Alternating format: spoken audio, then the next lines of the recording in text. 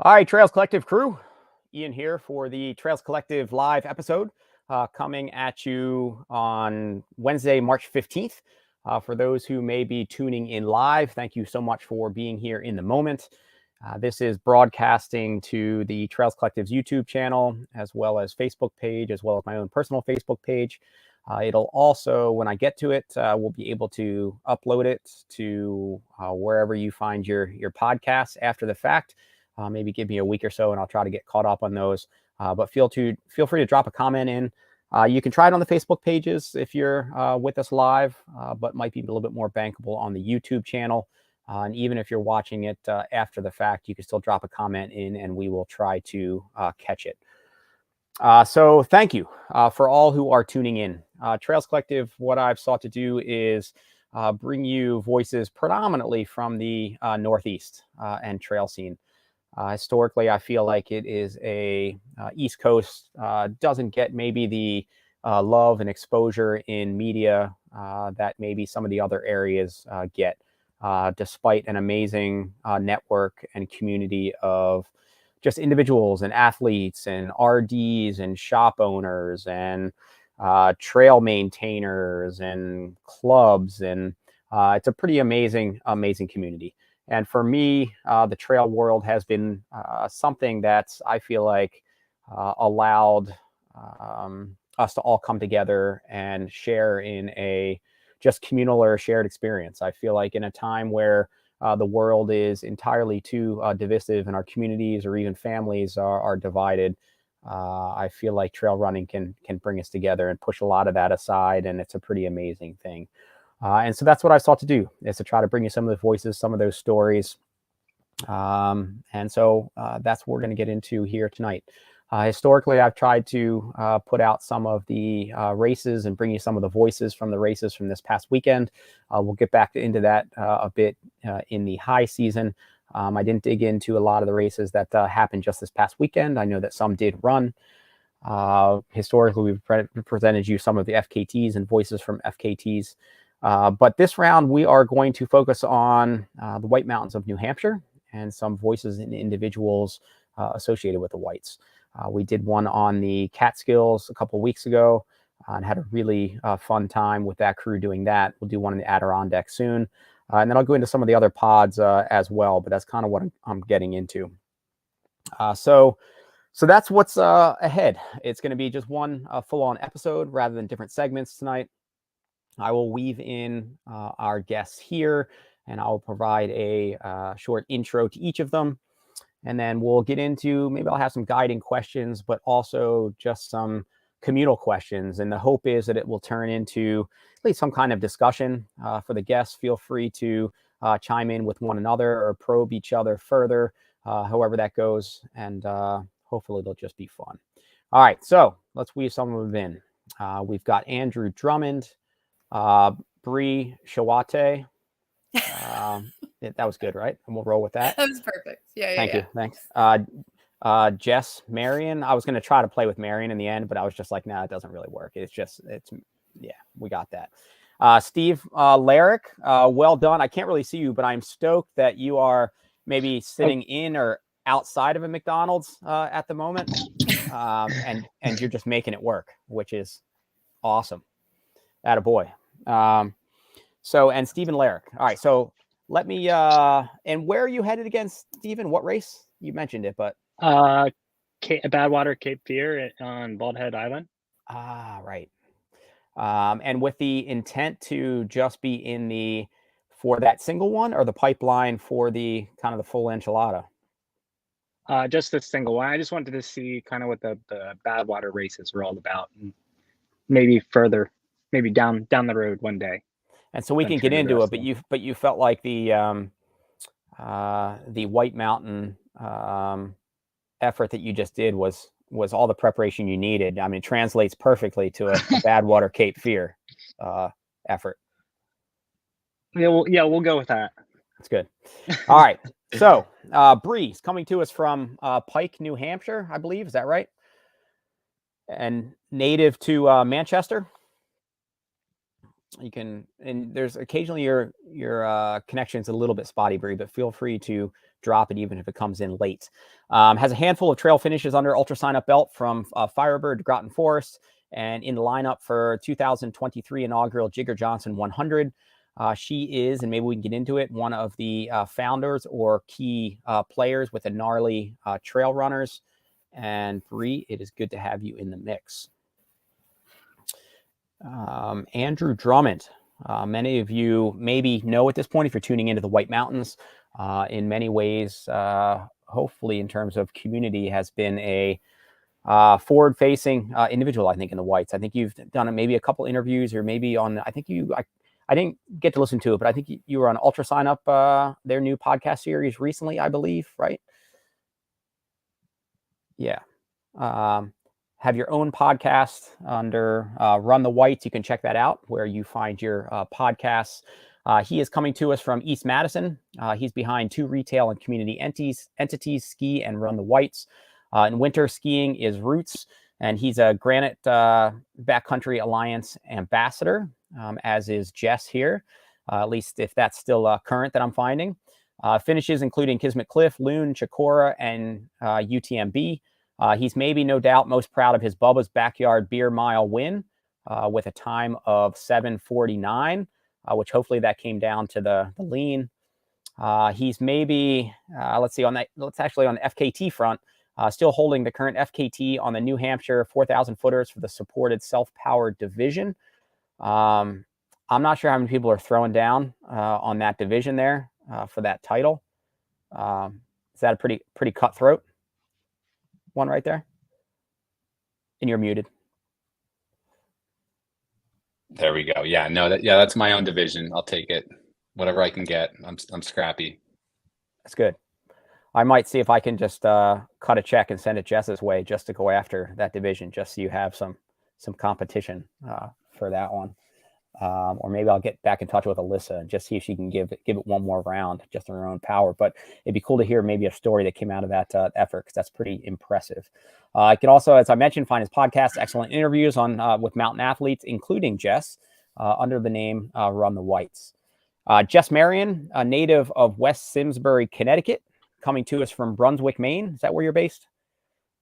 Yeah, right on. And a teacher and high school Nordic ski coach. What do you teach? Where are you? I teach biology. Oh, right on. Mm-hmm. High school or? Yep, high school biology. So mostly 10th graders, and then AP biology is mostly seniors. Cool. And same school that you teach, coach there as well? I do. We have a really small team at that school. So I teach at Brunswick High School. We have a really small team, Nordic team. But for the last few years, they've been doing an independent cooperative arrangement with another school, Freeport High School, and they have a much bigger team. And this year I was the head coach for both teams. So they kind of function as one team, but with like a little extra work. And is that just public schools up there? Mm-hmm. Yeah. And it seems like, and I don't really know, but I guess it's been on my, let's see. So I ran at my time in college, but my freshman year, I was just on the ski team instead of doing indoor track. And I think probably most of the team was from some sort of like private school coming out of New England somewhere. And it just seems like that's for sure part of the ski culture. Does that translate through to Nordic culture as well? Or is that predominantly like the Alpine community? On the high school level, or? I guess, yeah, high school level. I think they were all, I don't know if they even were before high school, but I think they all came out of private high schools that had just exceptional Alpine programs. Yeah, I think both are true. I think there's a really strong high school program for both Alpine and Nordic. Maine has, not every team has not every school has a team. They're limited teams, but there are a lot of really good teams. But then there also are some, I'd say even more so, there's a couple private schools like in Maine, Gould Academy would be one of them. Then there are a couple clubs in the Northeast that I'd say maybe have a bigger development towards really high caliber athletes that are going on to like NCAAs. So a lot of those like regional club teams. So Boston has, they renamed Cambridge Sports Union. Maine is sort of developing nonstop Nordic. They have something called Quarry Road. There's, well, it's the end of the day. Yeah, it's all good. Blanking. Anyway, there's a lot of like big club teams, but so that's kind of like another league than high school. But there's a lot of good kids in high school. And do the Regular public schools. Yeah. do the public schools hold their own against some of those kind of focal programs, competitive wise? No, but we don't really race against them. Yeah. In select few, there are, the way high school works is their high school teams compete against other public high school teams, and there are divisions. And then for the state championship, sometimes there are kids that kind of do both that are coming out of some of those programs, but that's still basically Maine Principals Association public high schools that are competing there. But then where some of those other teams come in, or what just happened last weekend and then this coming weekend, where those kids score really well in the regional qualifier ski race. So last weekend was the Eastern High School Championship. So there's a Maine team, New Hampshire team, Vermont team, Mass, and they all compete. And then that's where the kids are on these club programs really stand out. And they go on they ski in the Eastern Cup Series, just a little bit of different. So they're good, but in most typical situations, they're not directly competing unless they go on to Eastern Cups or the regionals or junior nationals or something like that. Cool. So you are, and as you mentioned in the message, ski focused at the moment. And are you just coming off of Berkey? Did that just happen? I feel like that's kind of a couple weeks ago. That was the end of February. Yep. Which is a huge and classic thing in and of itself. Like for those who are maybe not familiar with what is Berkey? I mean, that's a pretty massive historical thing, right? And then had the chops of multiple Tuckerman's Inferno wins as well under the belt. So skiing's been a big part of your life, particularly in the winter. And I know it has Andrew's as well. And that's kind of the mode at the moment, which I think is also maybe played out in some of your, I think, running results. And you even mentioned it in terms of getting out of the gates for the invite for Breakneck was, I don't know, maybe some of your performances and some of the FKTs that you've done have come a little bit later in the season, maybe like August or September, when you get a little bit of time to switch into kind of the running wheels on. So also a Granite Backcountry Alliance ambassador, and maybe you guys can tell us a little bit what that is here in just a second. On the run front, she has podium finishes at Loon, Chicora, top 5 at North Face Hurricane and Vermont 50, and a top 10 at UTMB TDS. She's posted the fastest known time for the Prezi Traverse southbound on a couple of occasions, as well as the mark for the Pemi Loop, and currently with the second fastest time behind Lindsay Webster and Britta Clark for those routes. So she's got for sure some some New Hampshire trail cred as well. And then when I was chatting, I reached out to Leslie Odell to have her on a bit as well, and wasn't able to, but I think you and Brie were two that were on the top of her list to have on. And even though you're from Maine, have and spend quite a bit of time on the New Hampshire and the Whites trails. So I'm stoked that you guys could both make it. And then Steve Larick, some regards would be an outlier here and coming to us from at least his residence in Landenberg, PA. And Steve, I can't remember, are you a PA native as well? Where'd you grow up? Born and raised. And you spent some time in Mammoth, California before kind of coming back? Oh, a very long time ago. I spent a little over a month there just living in the woods, which I kind of just did in the Whites, but in my van. Yep. So, but. And skiing, I'm familiar with your ability to throw flips on skis, but was that just for the hell of it and fun and mountain culture, or were you a competitive skier as well in some way, shape, or form? It almost feels like a dream. A long time ago, many injuries ago, but yes, I competed some. Yeah. Before freestyle skiing grew into what it is today, and you have to do double flips in every single direction. Yeah. But and then I found running, and so I kind of mainly switched over to that in recent years. So cool. And so in that past couple of years that you're referencing, you've been coming in pretty hard on the trail endurance front, including podiums at Eastern States 100, a win at the Cloud Splitter 100, 3 down, I think it was maybe last year or the year before at the Rumford Mains, coming in Jess's neck of the woods, last skier standing. It was in 2022. and has also signed up for the inaugural Jigger Johnson 100 alongside Brie there. A connection here was his recent stoke in just on the New Hampshire Whites. I feel like you and I were maybe exchange a couple messages on a plan to maybe get up and do something in New Hampshire. And then it was almost like next thing I know that you're making, or maybe somebody referenced it, you posted on knocking off all of the New Hampshire 4,000 footers in like a month or two or something like that. So suddenly it was like, hey, like Maine's on your radar and you're signed up for Jigger Johnson, and like we might as well just go up and do all peaks and kind of, one relative shot there. So it'll be curious to hear kind of where that stoke came from on the White Mountains, and just to have you chime in as well. And so I'm stoked to have you guys, all of you. And the hope is just to, have fun talking with one another. So feel free to chime in on each other's efforts. If we don't get into things that would just be fun to talk about, then feel free to take any of those tangents. I have a couple of questions for each of you. If we get to them, that's great. If we don't, that's okay too. And then also just a general, maybe like 6 or 7 that you all can weigh in on. So let's just get into maybe highlighting a bit about each one of you with a couple questions for each. So for you, let's start with you, Brie. So tell us just for a second, or whatever, it doesn't have to be a second. Tell us a bit about what the Gnarly Trail Runners is all about, where that came from, and inspiration, and kind of what the focus of the community is all about. And you're on, yeah.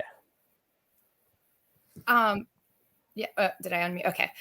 You're good. Basically just that community. My husband and I, oh, cool. My husband and I moved here, 2017, end of 2017. I got really into running.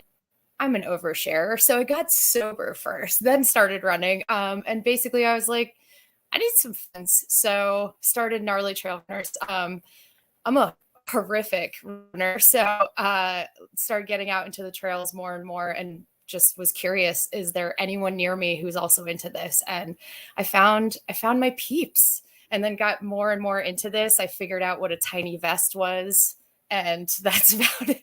That's about it. Does that imply you were using were you implying you were using a non-tiny vest before, and you're like, wow, like they actually make them a lot smaller and they're more comfortable? Yeah, it was backpacking. Basically I wanted my hiking to get faster and farther, and I kept seeing all these funny little vests, and I was like, what is this? What is this stuff? So I'm super new to all of this, and just like to grind my bones to dust. That's what I do now. Good. Can you guys see? Yeah. Do I have a horrible internet connection? No, it's okay. It's actually functional. Okay. No, there's an occasional little lag. When you first signed on, it was a little spotty, but now you're tending to smooth out. Right. When you were saying it, I was just contemplating the catchphrase of "grind my bones to dust" and just thinking, like, I don't know, like I'm not sure whether that's a sellable kind of slogan for the Gnarly Runners or not, because I'm not sure. I get them into it. Yep. We party in the Gnarly. I only know Jess Marion from like every Crown in the White Mountains segments. So I'm stoked to meet you, Jess. That's awesome. She probably has a really tiny vest as well. It probably has a tiny vest. Yeah. But like you, it didn't start that way, right? So yeah. Andrew, you've got some time in the Whites in terms of roots, as well as, multiple hats, and you've kind of formed an occupation out of your play in the Whites, so to speak. What's ski the Whites and run the Whites? Same brick and mortar location, just different. You kind of switch from skiing to running seasonally. Your kind of intro to businesses. All right, I'm actually sitting in the shop right now, in Jackson, New Hampshire, and so Ski the Whites came first. It was like winter, going into winter of 2016. I needed a job, and actually before that, I needed a blog because I wanted to like keep record of all my efforts, and I've always liked doing a little bit of everything, and that's stuff on the computers. That's like physical activity. That's like the running, the skiing, biking, hiking, the general outdoors, and then there's like the little splash of like trying to figure out a job, like the entrepreneurism or what is next. And the quick story is that, you know, I went to school in Maine, Colby College, got a biology degree, ended up in San Diego. I'd grown up skiing, but fell out of love with skiing. It got stale, and I picked up surfing and moved out west, and I spent 10 years in San Diego. And then during that time, I like discovered backcountry skiing. And while I was doing backcountry skiing, I was also running too. And it's like kind of backcountry skiing merged like this endurance sport with skiing, which like I couldn't think of anything that I wanted to do more than that. And so that brought me back here to the White Mountains to really apply everything that I was learning through backcountry and do that here. But I was also spending time in the mountains and recreating in the mountains, and trail running is part of that. But it's like skiing is sort of the catalyst of everything. And it's like, what's the best way to travel in the mountains, especially in wintertime? And I think it's on skis. And I think Jess can agree that it's such a fun sport that gives you a break from the running side of things. And it's I don't know, it can be what you want to make of it. If you want to compete, go do a skimo race. And if you just want to go out and spend some time in the wilderness, and like true wilderness, when you know that there's probably not going to be anyone else out there, then you can do that too. And then the business side of things is like starting a shop. It was just like, it just made sense. And it wasn't like something that was premeditated. It was just like very, very incremental, where there needs to be some place locally in the Mount Washington Valley that really, you know, walks the walk, that's like an expert in the terrain and the gear, and can really eliminate this barrier of entry, because it can be really overwhelming to get into this sport where you don't need to buy, but there's like so much gear involved that's very specialized in this category of a niche sport like skiing. And you have the sub niche of backcountry, and then you can even like divvy down into that, like dig down deeper into the ski mountaineering. But yeah, it's just like, and then the afterthought of that was like events, and the events started, and seeing the community form around that, which was just like a bonus to host events of stuff that I'd want to do anyway. And then the community starts forming. And so skiing, obviously, like run out of snow. And honestly, the reality is in the Northeast, we have a lot more running season than ski season. And so trying to organize more of a running community here was something that came soon after. And it just made logical sense to start Run the Whites and create some events that I thought should exist up here, where I'm at. And that's not just trail running. We resurrected the 10K road race here in Jackson. And I don't know. It's just like, I don't want to create things just to create them. I want them to be like out of like a need or necessity, and not try to do something that everyone's already done before. So with that, like, you know, we put on our Friday night vertical series. So that's like a, I don't know, 8-week series of just like run up, hang out at the top of a ski mountain in the summertime, and then come back down and hang out. And then there's that 10K road race. We do a nighttime 5K, 10K trail race. And then we have Bubba's Backyard Ultra and the beer mile. So I don't know, it's been a really interesting journey, but you know, part of all of it is like that. I mean, the highlight of all of it is meeting other people. It's not just, you know, working a retail job. It's engaging with like your peers and introducing people to the sports you love. So with some shared or some commonalities, well, a lot of commonalities when all of us on here, but between you and Jess specifically, I mean, which one basically is like, man, whose grass is greener and who's got it going on? Because Andrew, you started New England is based, outdoor based as well, started on the track of biology, and then you just kind of went off the rails. Whereas like Jess actually hung in there. Like she stuck with it. Here she is, a professional teacher and a coach and still doing it. But who, looking at each other, who's got it? You're like, man, like Jess, I'd love to be able, like here I am at the shop. It's 7:55 p.m. My day started at 4:30 with some time outdoor. Man, I still got to work on like inventory, placing orders. When the school day is done, I guess it's not really that way with teachers anymore, but it should be. Maybe when the school day is done, dude, you can leave, you can do some coaching. You're like done. Give me that, or Jess, or you're like, I don't know, like it's so hard in some ways, man. It's hard to be like a teacher these days. If I could just open a ski shop in the Whites, I should probably just do that. That's a loaded question. Right now, I just spent all afternoon in a meeting about like drastic budget cuts they're going to do to our school budget, and we like bad enough they might be laying off like one teacher per department, kind of like bad. So there are things about teaching right now that, like, I gotta be honest, feel like really hard. There are a lot of veteran teachers, like especially after COVID, that are just kind of like leaving the profession in droves, and they're like, I'm done. So it's a weird time to be like just, building my teaching career.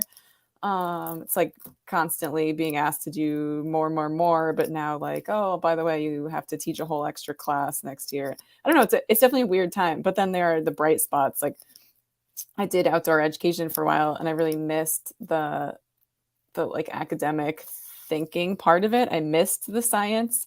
So I think if I was doing something else like that would be tough. I really like the science of it and teaching kids, and the kids that are passionate about it, or even the kids that aren't passionate, but you have those little snippets where like they have these epiphanies. All of a sudden they realize that like they're not just one big cell, they're made of 10 billion cells, and you're like, you didn't know that, but okay, cool, that's what you're going to get excited about today.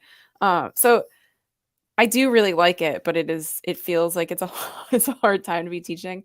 And I will say, I wish that my day ended when I left the door, but I think most teachers that have not been teaching for like 20 years end up taking a lot of stuff home and doing a lot at night. There's always there's just never enough time to grade. And then being a coach all winter, I had to leave school the minute school ended every day this winter. And so the only way to get stuff done in that case was like at night. And so it's tough, but Jess, we're hiring. You can come if you ever need a job. I know. I was like, now might be a good time. I mean, you could have asked Andrew this question maybe like mid-February break or something, when he was inundated and he probably wanted nothing to do with human beings. Like, we can relate on that point. Like the burnout is pretty real, like just in a different way, I guess. So, I mean, it could just be like it's a prime time for ski and run the Whites, Brunswick, Maine location. And like for every customer that comes in a fitting, you're just like I'm going to fit you with this, but I'm going to give you a biology kind of fact as you're sitting there. We're just going to talk biology because that's fun. I know. I totally forgot, Andrew. I definitely knew that, but I totally forgot that you were bio at Colby. How did I not know that? How have we not talked about this? We definitely have. I just forgot. There's really not much to talk about. It's like took a lot of labs, had a degree. I used it for I used it for a little longer. I did environmental consulting, but and then you did the kelp. I realized I and some other side projects, but I think that using your, there's no, and this is kind of like the life lesson is like, there's just no one path for anyone. And even with a degree, you can use it however you want. It's like whatever you gain from your education, you can apply it however you'd like. And I think like using my biology degree just made sense. Like getting a biology degree just made sense because that was like the path of least resistance for me. It was like, what courses do you enjoy the most, and like take those. And I wasn't sure on how I was going to apply them, but I got my dream job out of college in San Diego, which I thought was amazing. I got to spend all this time outdoors doing plant and wildlife surveys and writing reports, meeting with clients, and that was pretty cool. But then ultimately, like being a young 20-something-year-old, you have these things that are drawing you outside of work. And I wanted to travel, and I just couldn't clump up these like chunks of time to go really travel, because you get 3 weeks a year, and I'm spending a lot of time coming home and visit, like doing family things, and then I get like a little week here or there, but that's not like, can't really do much with that. So I was like, I got to find another means to like explore, like traveling the world and getting some perspective. And so I had to say goodbye to the environmental consulting. But anyway, it's at age like 36, I started from scratch, no money, no job. Like, what would you do?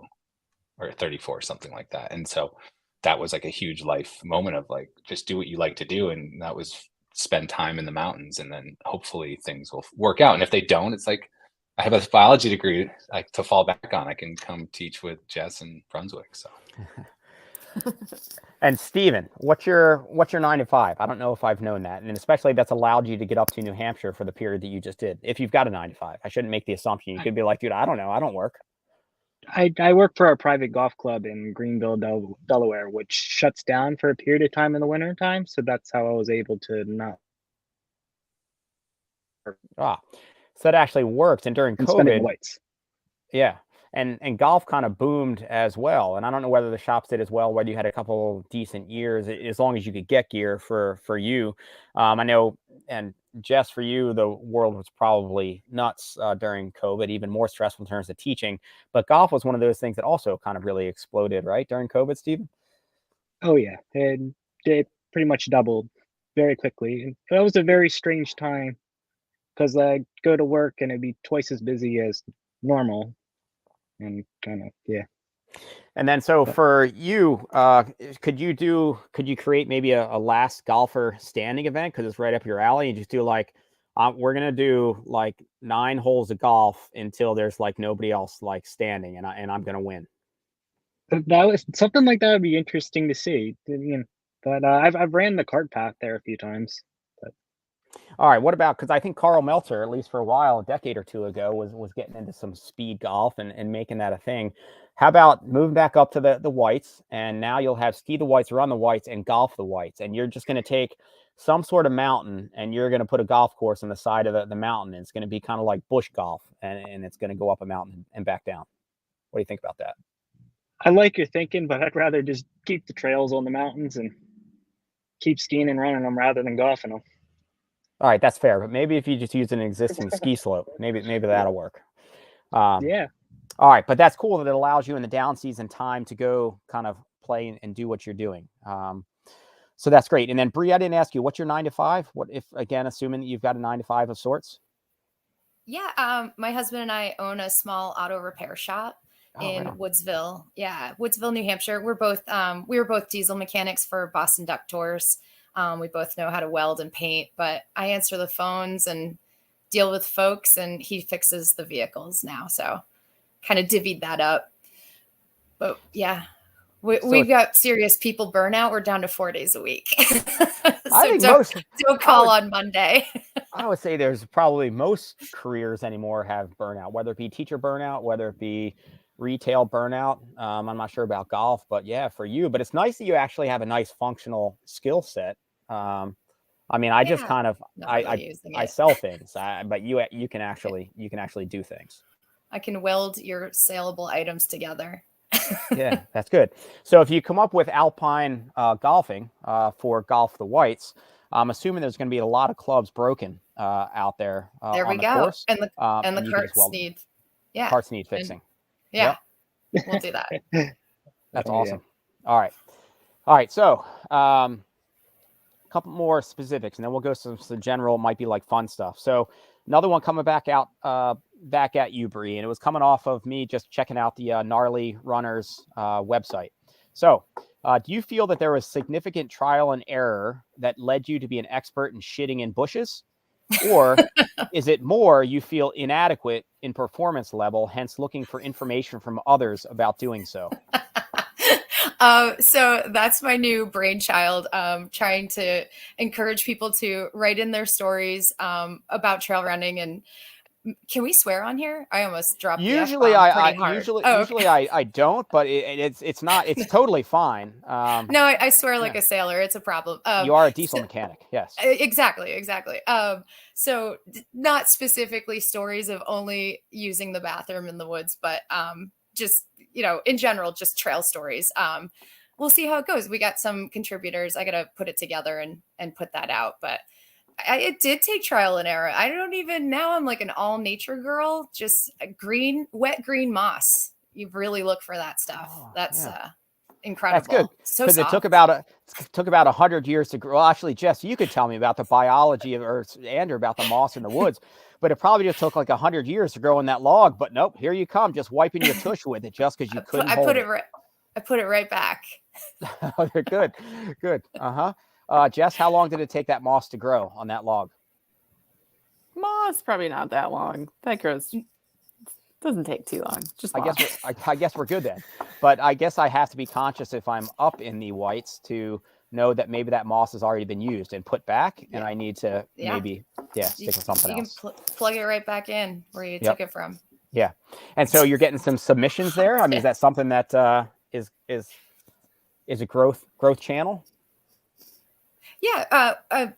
So far, I think I've got 5 contributors. So just gonna put the stories together, and it's gonna be an online zine to kind of flip through.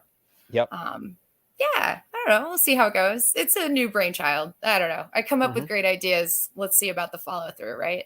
Great ideas or just ideas? I mean, depending on how you look at that.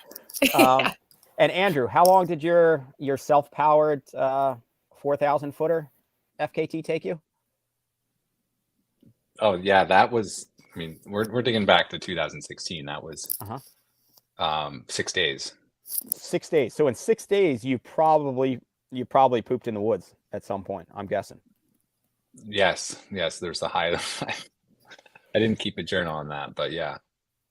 So there it is. So Brie, there's just a connection if you want to follow with Andrew after and see if he can share expertise on how to do that in the context of 6-day effort.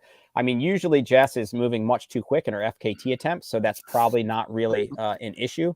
But Andrew should have some stories for you, I think. But side note on the diatisma, I did find this like cool, not like trash, right? Like this piece of plastic that I thought was like. I was doing a service by picking this up and packing it out, and it turns out it was a pee funnel for women. I found out after the fact. Nice. Well, turns out they don't work that well. Great idea. It's a great idea. That's pretty useless. Pretty useless. Well, maybe because maybe those pee funnels are just being designed or thought up by like guys, and maybe Jess and Brie, you need to come up with the appropriate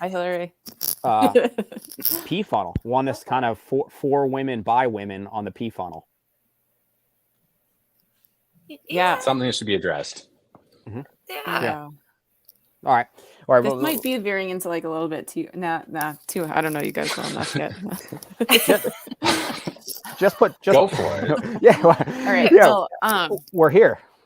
My husband Lincoln is a pilot, not by profession, but by obsession, I guess, for fun. And so he has a small plane, and when we are on longer flights, and he has to go to the bathroom, it's much easier. There are like. For women who are women pilots who are doing really long flights, they're like, underwear things you can wear, but like it's a problem. It's a problem. Yeah.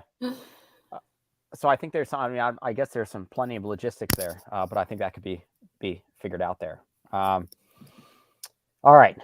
So hopefully that takes off, though, Brie, as people contributing. And it's cool to get those stories out there, and even things like this or the podcast that Andrew does. You're just hoping you can find some of those stories. So hopefully people share it with you, and hopefully Gnarly Runners will continue to gain you more friends and community and insights into the trail space.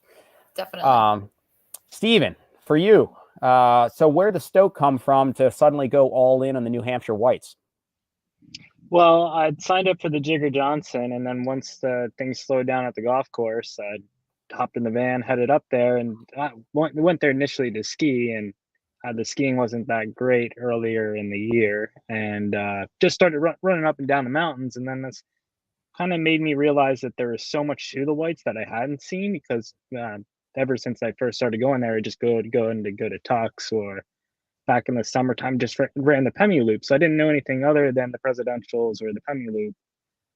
And then, I just started ticking them off periodically. And I thought it would be a lot easier than what it eventually ended up being. There was some days that ended up turning around. What do you mean you thought it was going to be a lot easier? Just to go up I really thought it would just be like a complete side project where I just do that when the skiing, but the skiing, of course, never really came great till I had to go back to work. But generally how it goes for me, but yeah.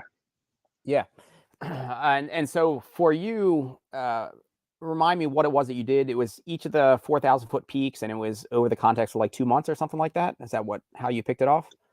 I wasn't really doing it for speed, but yeah, it was something like that. I think I did the first one. I skied Moosalock on the first day of winter, and then I think it was somewhere around New Year's Eve. It was like I clicked back to make sure that, and I was like, oh, it is on the first day of winter. So then I was like, I started getting the rest of the mountains done from there. Do you think that maybe you could have just checked in with Andrew first at Ski or Run the Whites and be like, hey, like, I think you did this in 6 days. Maybe we can just knock this out in a week. That thought came to my mind, but really the idea, I just wanted to explore the whites and I feel like I scratched the surface now, but yeah. The diatisma really intrigues me. Like that's something that's really intriguing. I don't know if I'd ever want to go for the FKT because but it's something eventually I'd like to do one day, whether that's 2 years from now or 10 years from now. But yeah, it would be cool to have a week and spend it in the whites like that. And so for winter in the whites, this is an event that it came across my radar, and I was like, that would be pretty awesome if I had any skills to do such a thing. Jess, tell us about Tuckerman's Inferno. Well, the Inferno goes way back, and it has changed a bit over the years.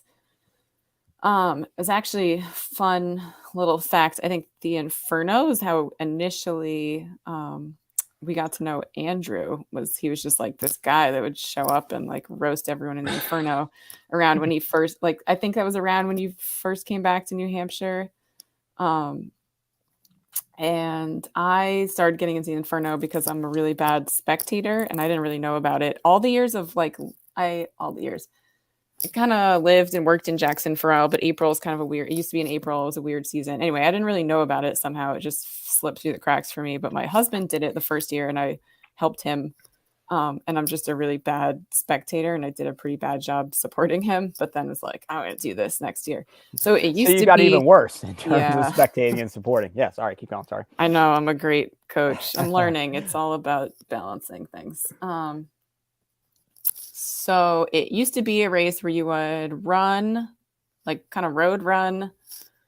Then you would jump in a kayak, go down the river, hop on a road bike to Pinkham, and then skin up to Tuckerman Ravine or whatever the weather allowed, and then ski down back to Pinkham was sort of the classic. And every year, depending on weather, there were little changes. It would get longer or shorter, but that was the basic plan. And then I think around COVID, it sort of took a year hiatus. There were a bunch of issues. And then it has changed format. And I only did it in the current format once. Now it's based more out of Great Glen and you Nordic ski. So like skate ski. No, I forget the order. Fat bike, skate ski, then snowshoe run over to Pinkham, like a 5 or 6 mile snowshoe run, and then put on your skis and skin up to Tuckerman Ravine and ski down. And that's for doing it solo. Teams that are doing it both the old way and the new way, they can have a designated runner who runs up the Tuckerman Ravine trail, and then they have their skier ready to boot pack or ski or whatever it is and ski down at the top. So the teams doing it, that's where the format's a little bit different, and they can have one person do each stage of it, so to speak. It's like a pretty gear intensive. It's like only if you know a lot of friends with a lot of gear can you pull it off. Mm-hmm. Or if you get on your hand on rentals really early. Now maybe it's a little bit easier. The boat, bike, ski, I don't know. It's pretty silly in terms of gear. Before I moved back to Ithaca, I think in 2006, I lived in Central Oregon, and we had there the pole pedal paddle. That's similar, that kind of thing. Yeah, and had I just loved that event, and still there's kind of the pull to go back out and and race it. And I think when I came across, at least online, Tuckerman's, I was like, wow, like this is kind of the similar vibe or whatever, and I've wanted to go back up there and do it, but it's not happened. And Andrew, you've done a number as well of them. Yeah, I mean, I think that was such a marquee event here in the White Mountains that like there's very few races that are permitted in the White Mountains, and that's one of them, at least at the time. And I thought that like when I moved back, that was like one of my goals was to to compete in that race. And anytime you get to race, like have the potential to race down Tuckerman Ravine, you add that in the mix. I mean, that's why you do it. You don't really do it for this like nonsense running. You run hard for 8 miles, jump in a kayak and jam your legs in and don't use your legs for like 50 minutes to an hour. And then you get on a bike and then bike all the way up Pinkham Notch. Like it's complete nonsense of an event. And like some years it's like blowing snow and gusting as you're biking up and you're probably soaked because you probably flipped your kayak. And now you got to like put on your ski boots and then skin up and run up and then ski down some gates and down down left gully or something and back down to the parking lot. And it's like, it's a crazy event. And like Jess is saying, it's a gear intensive event with all these transitions you have to stage the morning of. And much like an ultra, it's like you're up super late the night before, you probably don't sleep well, you're staging gear the day before, and then that morning of you're staging gear again, and you're up early driving around between all these places. But what's really cool about it, it's like, you'll be kayaking down the Saco River and you can look up and see Mount Washington on a good weather year. And you're like, I have to go up that at some point here. That's what I'm working towards, is that. And there's always a sense of accomplishment when, under human power, you end that race and can just like take a nice deep breath and know that that's done for another year. But the new format lends itself to just being logistically easier because it's all organized in one venue versus staging it, running around like crazy between all these different transition points. So, they made the change and it's like, it made sense. But historically that race has been like, yeah, very few people wanted to do the kayak. And I'm pretty sure like I was one of the many that was their only kayak of the whole year, every year. And so it involved like hunting down a friend with a boat, and like you'd see every sort of boat out there. But in some regards, that was probably also a beauty in that, I guess, in that regard, and being the classic format and having to hunt on that boat and being a little bit out of your comfort zone and getting in the boat. And to your point, chances are you're probably going to roll it and you're going to come out and just like soaked. And it's going to be, I mean, so looking back, I imagine that's at least fun to hang on to participating in those earlier years, I guess. Yeah, like Jess said, there's a ton of history in these races. And it was like, I met a lot of my ski partners and friends at those races, which is super cool because you talk about the history of backcountry skiing in the White Mountains. It's just very fragmented and everyone had their own skiing partners. And then there was this like kind of this movement when I moved back where I felt like things were getting more connected, especially with Granite Backcountry Alliance. There was events that brought people together. And now you knew people and you maybe could ask someone if they wanted to be like, go ski something. And it was just different. I think like before that time, like if you're looking 2015 and before, it was just like, I don't know, it was more about going out and skiing stuff with like one or two ski partners and that was it. And now it's more about like, yes, you go and you want to ski stuff, but if you see someone on the trail, there's a chance you know them or you have friends in common. And that's a much, much nicer feeling than like competing against someone to go get first turn somewhere. Where I now feel like it's like, oh, let me take your photo. Like, I want to see you enjoy this. Yeah, I was going to say something similar. I think that was really the initial like community builder. And I think it's really cool what you've built since then, Andrew, but there wasn't really anything like that before. And I felt like there were the Inferno used to be some sort of diehard locals and then a bunch of people from Boston. And it was like these two different, and you just show up and it was intimidating as hell. And like, I remember Andrew being this intimidated guy, like standing there like, oh, is this fast? Like, you just like, it was weird. And then over like a couple times and everyone goes and hangs out after. And we started to realize that all these like I remember thinking Brian McLevain is also a friend. He would do the Inferno every year and he just is I hope he, I don't know. I hope he will send this to him, but he always would come out in these photos. Like all we knew about him was he just goes so hard and he would just be like grimacing in all these photos and always just would look like, like so miserable. And then we came to find out he's like super laid back, super nice. It was just really funny how, it creates this opportunity to actually meet people and like he's not just this grimacing dude in the pictures.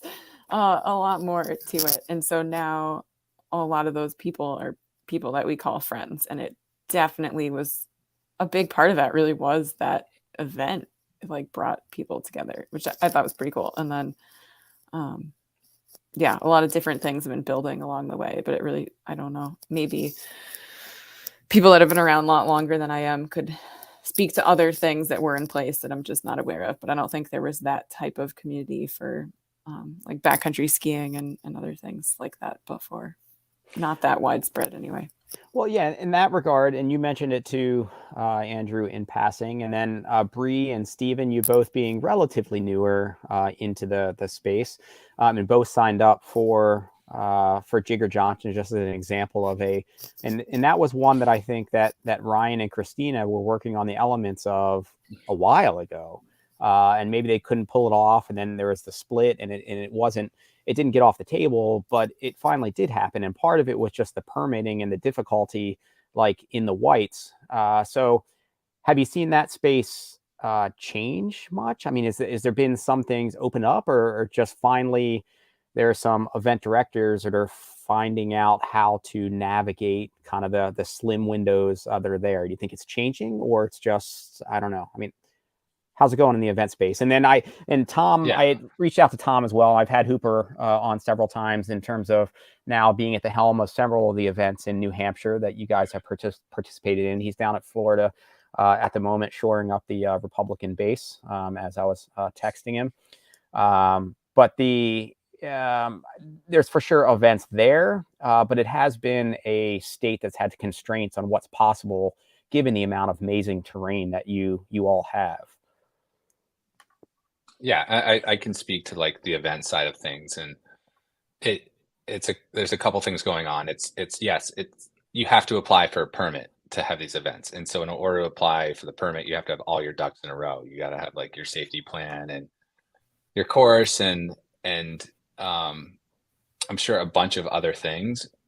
So one, whoever's applying needs to like know how to navigate the application process, but then two, it's like who's reviewing the applications, and that I think has changed a little bit, changed hands over the years. But whoever's reviewing it, can ultimately make the decision whether this gets passed or not. And I think with what Ryan and Christina did was like they kind of like chipped away, and they were like they got one event through, and then they showed that they could run this safely and successfully, and then they get another event through, and no longer it's like there's no longer this, I don't know, barrier of entry for events, but it's also like really difficult to get events that you would want to have to exist. Like you want to get a 100-miler in there, it's like, well, you can't touch this trail, this wilderness zone, or like the AT, and so that eliminates like a large chunk of the White Mountains, and like where you're going to park, and how many aid stations you're going to have, and who's going to like how many road crossings you're going to have, and do you need police officers there, and I don't know, it's like what's the jurisdiction of all of these areas. And so that Jigger Johnson race, it's like, well, they started off with like that single 50-miler or like the optional 100K, but it's like now how do you get the 100-miler? Well, you do an out and back, and you have like some cutoff times, and you build off of what they've already done. But yeah, it's like it's a daunting task, and I've had this discussion before with other people, and it's like, yeah, like I would love to have bigger races in the White Mountains, but it's like super challenging to make like these ultras and design them and make them interesting, and not just something contrived just to say you have one, just to say you have a 100-miler in the Whites. There's a ton of cool like big mountain routes in the Whites. Like you could yo-yo the Hut Traverse, you could do the White Mountain 100, but it's not going to be like it'll never be a formalized race. It might be underground, some sort of like fat ass style, but it's the only like to navigate and get something permitted through. It's been like easier to get some of the smaller stuff through, but even those takes a lot of puzzle pieces. It takes the right event director to motivate to do something like that. And I tip my hat to Christina and her team to like push through with the recent events that they've done, because it's like she's not doing it, no one else is. Mm-hmm. And the courses that you do come up with, yes, I mean, logistically challenging, and also even like Chikora. I haven't run. Well, I haven't run. I've run as they were formulating Chikora. I think we did some scouting runs with them. But Kilkenny, for instance, a really burly course, outback format. But also, I mean, people just have to, I guess, understand what they're getting into with some of these like New Hampshire races, and that being one. Like, really hard, beautiful in a way, but it's not necessarily like these expansive views like all over the place, like up on this ridgeline, right? You're just kind of like in this dense, like White Mountain, rugged forest, and just kind of grinding. And so, yeah, that Kilkenny race blows my mind that people are excited to sign up for that, because that is hard enough to navigate, like just hiking, let alone like running with race brain through, how many blowdown, like you can't see your feet through a lot of sections of that sort of terrain. And here you are, here people are racing it or exerting themselves. So, but it's cool. Like, I mean, it's like races like that, you just never know if there's going to be like the community to support it and back it. But once like you see it gain traction and then other people talk about it, and then they put it on their like A-list race for the next season, it's pretty cool to see. And it's all about, that's what I love to see, is like, give it a shot. Let the community decide. Maybe it works, maybe it doesn't. But most of that stuff has gained, since there's really nothing else like it, it's gained a lot of traction. And there is beauty in like the White Mountains beyond just like above tree line views. and elements there in terms of, I guess, representing just how tough you all are for being in that place, in that space, embracing it. And Jess, I'll go there with you in a second in terms of FKTs that you've thrown down and the effort that you've done like on those routes. It's pretty mind blowing for you, Steven, coming out of like Pennsylvania has a kind of a moniker, or I don't even know if moniker is the right word, but just Roxylvania there. There's definitely some technical areas to PA. But then you get up into the Adirondack to the White Mountains, where it just gets so thick and so technical. It's just like a whole nother world. Like, how would you compare, I guess, your experience, Steven, with being from PA, getting into some of the ultras in PA, something like Eastern States, which can be a tough course, maybe really hot conditions. But now that you've gone through the whites, at least in the winter, I mean, could you, I guess, define or compare the difference between two of those, and then add, now that you've been through at least in the winter, which in some ways maybe it's easier to go through some pretty technical terrain in the winter, does it make you more intimidated for Jicker Johnson, or like just more excited to get back up there for it? I'm very excited, like, because there's so much unknown to me, because I've now done several hundreds with 20,000 feet of gain, and I feel like I've wrapped my head around that distance. So adding and then not being able to see your feet, the technicality of it, it's just so unknown to me. So that's kind of what's exciting. And before I signed up for the race, when I first heard about it, I just couldn't stop thinking about it, because initially I didn't really like the idea of the races, like racing in the whites. Like, I like more just going there to, like do the presidential traverse, or my dream run is the hut traverse. Like, that's the really big run I want to do. Like, as soon as the snow's gone, I'm gonna be up there for a hut traverse. But I think I got off topic there, drifting away. No, you're good. But then I messaged Andrew. I'm like, hey man, I want your 2 cents on this race. Like, I just can't stop thinking about it. So I was hoping for him to give me a reason not to sign up for it, but he didn't really do that. So yeah. But And then how about comparing like the two in your experience with the Pennsylvania trails versus the whites? I guess it really depends on where you go. I mean, there's some really technical sections in PA as well. And obviously the mountains are bigger in New Hampshire, but is there kind of a felt difference between kind of those entities? I mean, Pennsylvania has its rocks, and I feel like it's a different kind of rock where it's a little bit more sharper. but then there's obviously way more rocks in the whites, and I love that kind of running. That's kind of why I go there any chance I get, just to be constantly engaged. Versus like a race like Eastern States, yeah, there's rocks, there's steep climbs, but then you get to the top of the climb and it's a plateau, so you're back to really running at that point. Versus that doesn't really happen in the whites. You're kind of Not so many constantly plateaus. engaged. Yeah. No. Yeah. No. And then Brie, how about for you? I mean, relatively, again, newer to the space, not as many finishes, at least under your belt, that I was trying to stalk online before the interview here. Maybe 100, I think, under your belt, maybe this past year, if I remember right. But I mean, this is going to be a pretty monstrous undertaking. Yeah. I did a single season winter 48 to deal with the pandemic. And then I'm out there. I mostly signed up because it's the first sanctioned hundo in the White Mountains. If I finish it, miracle.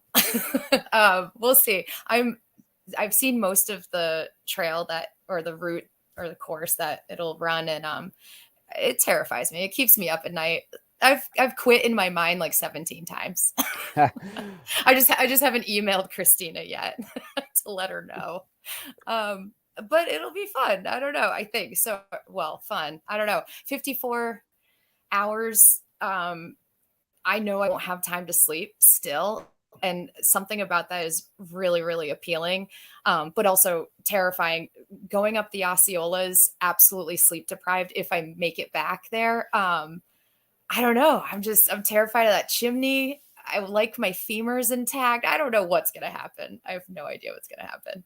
It'll be quite the experience. We'll just put it that way. And she has sweet DNF stickers, so I'll walk home with that. You're at least. You're not going to get one of those. Stop even thinking about that. And I'm going to message Christina before we can get off here and be like, look, like if Brie tries to, give you some sort of message, actually, it's not an option. Yeah. Thanks. Thank you. Yeah, you're welcome. And then speaking of all of the technicality, and I have a couple runs with Ryan and Christina years ago up there, and went up and did the Pemi Loop just on my own this past summer. Wanted to get back up for a longer effort to try to link the two, but kind of trashed an ankle and that took that out. But knowing just how technical some of those sections are, like Jess, your efforts up there and with your FKTs, like it's crazy. Like it's crazy to think just how fast some people can move over just how technical that is. And I don't know how you really get into that in discussion and how some people are just wired. But there's got to be some sort of element of either you're just ridiculously wired to have the coordination to maneuver through really technical footing, or there's just some element of just the ability to kind of flip the switch of tuning out like the caution kind of switch in your brain and just kind of throwing yourself into it. Is there a way to kind of turn that into like a comment like on that thread? Because I just think it's wild how quickly you're able to move through just how technical that terrain is. I think it's a combination of all of those things, and like how different people move is unique to them. Like I can move quickly, but then like I remember Chikoro a few years ago, and like Andrew was overheating on top of Chikoro, and I was like, I don't know where to go on the way down. And I remember Andrew saying, "Oh, just follow me." And I just started laughing because Andrew just took off downhill, and like there was no way I was gonna go that fast. So I don't want to play into gender stereotypes whatsoever, but I do think that I get frustrated when there's still this part that like, I don't know if it's like the cautious, it maybe not even female, but I think there is like this male ability to just like completely turn off the like caution thing, not for everybody. And I haven't cracked that yet. And like, there are times like, yeah, there's always that like, oh my God. But I think there's some other, there's like some other gear it can flip into only under like extreme adrenaline, that like you turn into this like meditative where it's like 100% concentration and things just flow, but you have to be in that right mindset. And if I'm not in that mindset where I really, really, really want to go, then it's not there. I can't do it.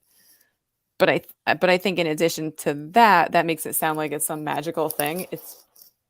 I think just time in the mountains, like lots of time moving fast in the mountains, builds that confidence. So you have those near misses and you get some confidence, like either having near misses that aren't catastrophic or learning how you can trip and then still kind of like save yourself, or just having that confidence about how to move in different types of terrain. And I think it really helps that I grew up, my parents were really into like backpacking and hiking, and I'm really lucky to have grown up like going to the Whites all the time, and as a kid did that. And then just doing trail running. I worked for the Appalachian Mountain Club and the Huts. It's kind of a sum of spending a lot of time in those environments too, that just maybe it's partly actual technical skill and partly some kind of like mental confidence about doing it.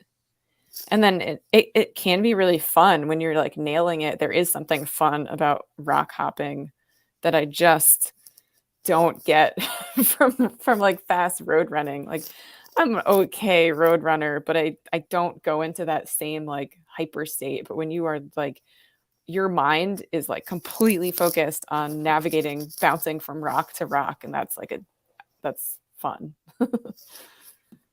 Yeah, that is very much a flow zone. How old are you now, Jess? I'm 36. 36.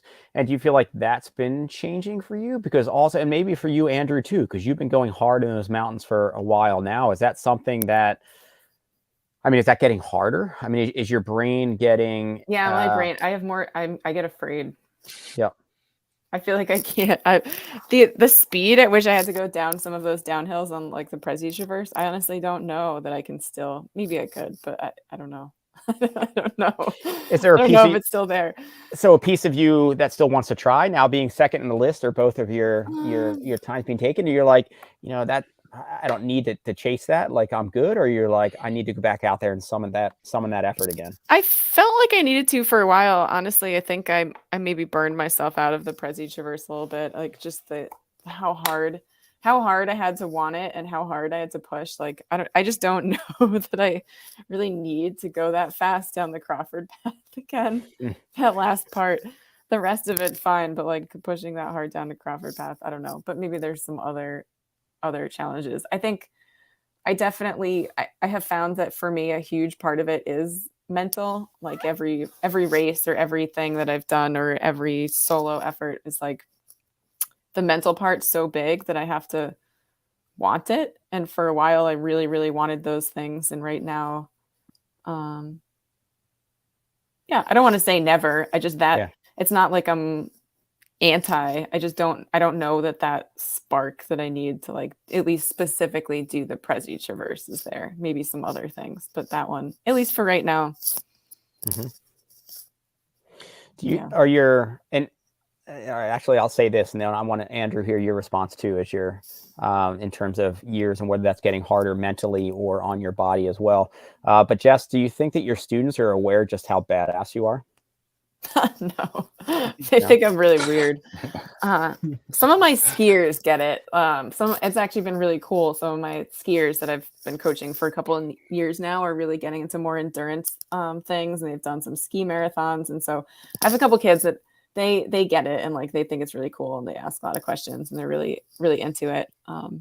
My students are like, "You did what? What?" And then how about I don't really talk about it. How about you too, Steven and Brie? Andrew, you're dealing with these customers every day, and maybe they get it and they're like, dude, that's awesome. But for like you, Steven, just talking to like other golf pros or people on the golf course, you're like, here, actually, this is what I did this past weekend. And they're like, I don't even know what you're talking about. Like, that makes no sense. Well, or like, yeah. Well, fortunately, with the small private golf club, and I've worked there now 14 years, I have a very, very personal relationship with majority of the members.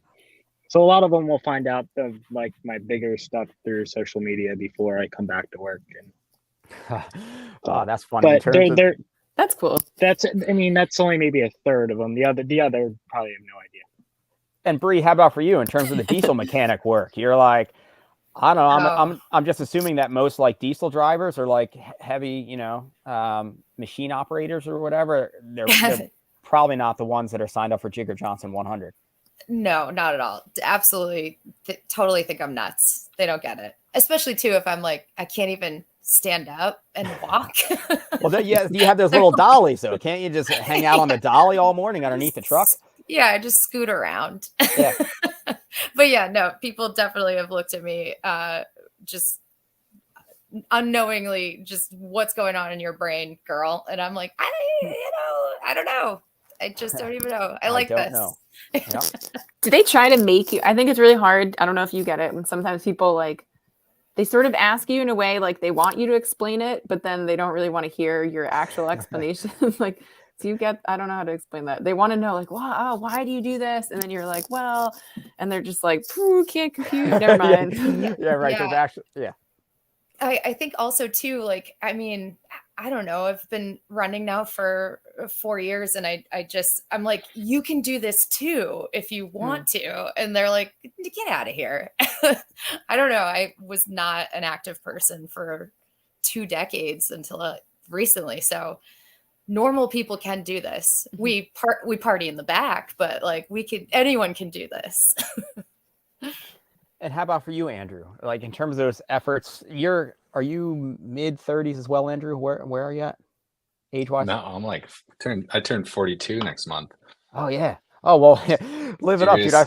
For me and a bunch of friends, we felt like life 42 crisis happening. There is 42 is a turning year for a lot of us. I'm 46 now, and I think 42 is my turning year. Where after that, it was just like things were not. It's not the same game. So hopefully you're living large this year and you're gonna kind of, do what you need to do this year just in case. But yeah, so how's that going in terms of, I mean, how you feeling? Finding kind of that mental flow state that Jess was referring to, or even just like the physical, just like getting out of bed at the morning at 4:30 and like heading up into the mountains like you did this morning. Yeah, I think like we all find different things that drive us. And early when I moved back here, it was like, yeah, do the Inferno. I tried everything you could do competitively that I thought like might be interesting or a path to go down. That was like snowshoe running with Hooper, or it was like doing local 5Ks and 10Ks with Jim Johnson. It was doing winter triathlons. It was doing 3 different alpine race leagues up here, Nordic Meisters. It was just engulfing myself in like what might be of interest, and then like slowly kind of like whittling that back, like how do you want to focus your time and energy? And so, it was like backcountry skiing and trail running. I think that's sort of like what it came down to. And it's not to say I don't enjoy like a lot of the other sports, but it was nice to have some clarity in terms of like, all right, life is short. Do what you really like and spend time in the mountains how you want to spend time in the mountains. And it's easy to get competitive and hung up on the FKT stuff. And that's great. It's great to chase, like have these goals that get you out and they get you like doing some really fun training. I mean, that was really neat about like the Diartissima was like, it forced me to train and spend time camping and just a lot of night stuff out in the mountains. And I found like I really gravitated towards that and applied it to my skiing, and I ski a lot at night in the mountains. And but then you're like, you sort of get normalized with all this. Like I have I surround myself with other crazies, and it's like everyone here in the chat, like we're connected, and they sort of feed off each other and get ideas. And like the fact that like Steve and Brie are doing the Jigger Johnson thing, I'm like, oh, I want to come and I'll support that. I'll see that. I heard Steve needs a pacer for some of that, but there's like cool opportunities to be involved and to like pick something that's going to excite you. And I think we all do that. We all make our list of goals for every season. And I think as I get older, it's just like, yeah, you only have so much that you really get excited about one thing. Like how many years can you really get excited about a Prezi Traverse? And for some people it might be like a little longer than others, but it's sort of like, yeah, you're like, well, what's next? And how can I do something that's unique and different? And so that's what gets me excited. I think my body as I get older, I do have things that like, yeah, I'm probably not as fast as I was like several years ago, but I can still throw down and I can still work super hard. And it's hard to put in big efforts like and know that like you could be doing this hurt the same amount but doing it faster. That part's hard to like wrap your head around, but there's still plenty of like fun mountain objectives to keep me out there every day. So let's I'm going to shift, and I again love having you guys on. Hopefully this is okay. If you guys need to peel, let me know. But so I did have some questions here. Maybe we can just dig into some of the pieces of the whites. It'll kind of be common questions here, but that may get into some of those favorites and some of the things that you're finding, I guess, now. So for each of you, and Steven, you may be able to answer some of these. Brie, just getting into it more, you may as well, because you've covered a lot of this as well. But how about your top or podiums for the most favorite trail section in the whites? And that could be different for you. It could just be like, it may be a technical section that I've just bonded with or I've flowed with, or it may be something that may be like the one place in the whites that actually has some pretty runnable, flowy terrain, or it may be something, it may be different for each of you. But what would be one or two of your favorite sections that maybe other people might go out and find flow in?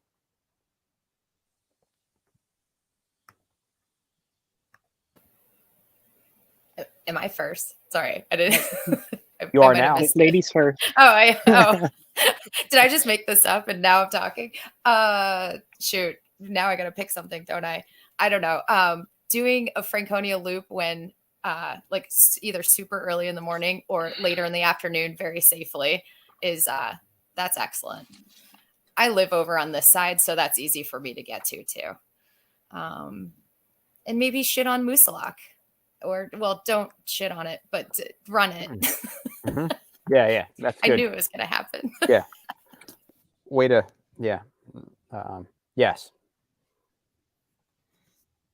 For me, you obviously have the Franconia Ridge and like Bond Cliff, the Presidentials, the most like iconic spots, but the Carter Mariah range, I found like I didn't think it would be much before going into it, but it really blew my expectations out of the water just with the views of the Presidentials and it had a really good weather that day. I think that added to it, but that was the one trail I'd really recommend people do. I don't probably doesn't see as much traffic as some of the other parts. Maybe. Yeah, I think like true like runnable terrain.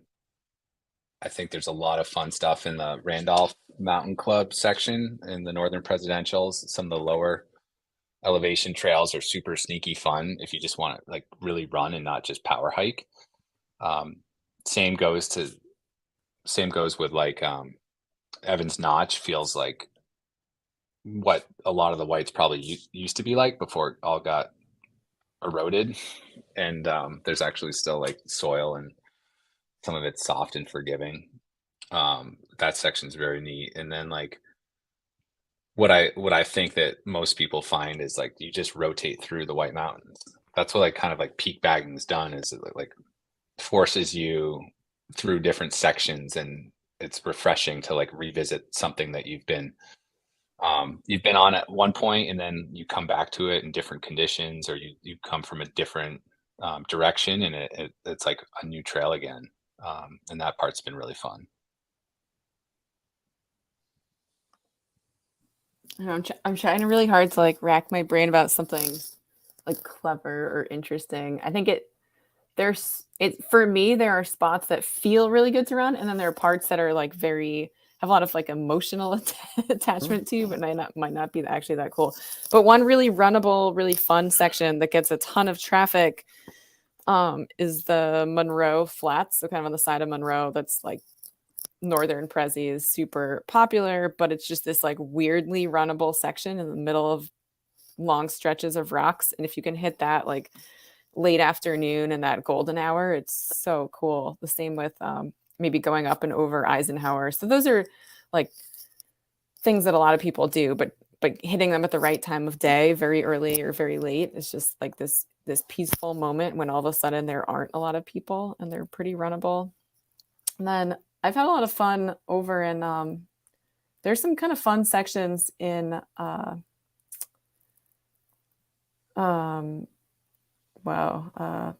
yeah, bear with me. That's right. And you come Teach your brain over the other big loop, a little bit more off the beaten track, where Old Spec, what is the help me out? Grafton. There's some kind of cool sections on Grafton, especially on the western side of that loop, that also like don't get a lot of traffic, but they're pretty cool. Some of those later like slabby peaks at the end of that loop are pretty cool. Riley that commented on Desolation Trail. So we called it the Nancy Kerrigan Loop. So the Nancy Pond Trail up to Mount Kerrigan is by far like one of the cooler runnable sections. So that's like there's that tunnel of like of evergreens. That's pretty cool. By far one of the better stretches. You get, but it's runnable and it's maintained in like, it's like this mile plus of like, you know, a rarity in the White Mountains. And the squishing, that's some of those areas, I guess maybe find them in more like pine areas, or maybe it's different with the root structure. You biologists could educate me there. But some of those areas, to your point, where it's squishy, whether it be like these alpine, like hummocks or whatever, versus just this ground cover, which is this interlace of maybe, I don't know, decades of like needles into whatever mud, and then the root structure underneath, where it almost feels like it has like this little kind of give underneath your footing. I think everything would be more like that, but there's just so much erosion everywhere in the whites that you don't see it. Just massive amounts of erosion, and on trails and off trails. But where there are trails that are a little less traveled, there's just a little, it's where it's flat and the terrain is such that you're like slopes get a lot of runoff and just erode. But where it's flatter and not a lot of traffic, I think it just holds on to that. But I think if you go off trail anywhere in the whites, it's all kind of squishy, like peat. It's basically just like sort of peat sediment, not really a lot of soil, but just like organic material that doesn't actually decompose that quickly because it's kind of just cold. But I don't know, maybe that's Oh, I thought of another place to add though. It took me years to actually finally get there, and then this summer, partly inspired by a friend, Hillary Girardi, doing a bit of a traverse on the Mahoosuc Range. But there's a really cool, actually a lot of sort of old logging roads, and then there's a fun little loop you can do right around Gentian Pond, and there's just some really fun stuff up there that I just only recently discovered. Really beautiful if you hit it in the fall with foliage. And that's the Mahoosuc Range, and that straddles the border, right? Kind of between New Hampshire and into Maine, as opposed to just Maine, or is that just Maine?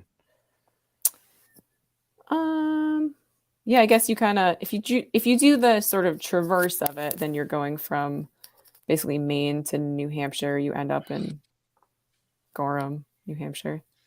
But where the actual AT, at what part does the AT cross? I don't know. I have to double check where it crosses from Maine to New Hampshire, but.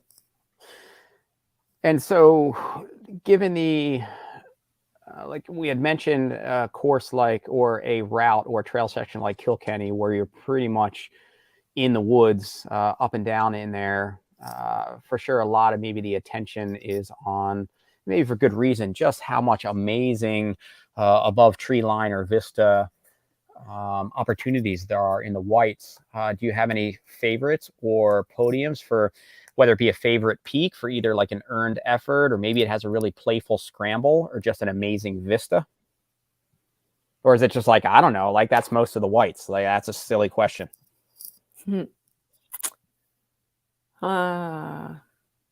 Actually, I'd say I'll put in a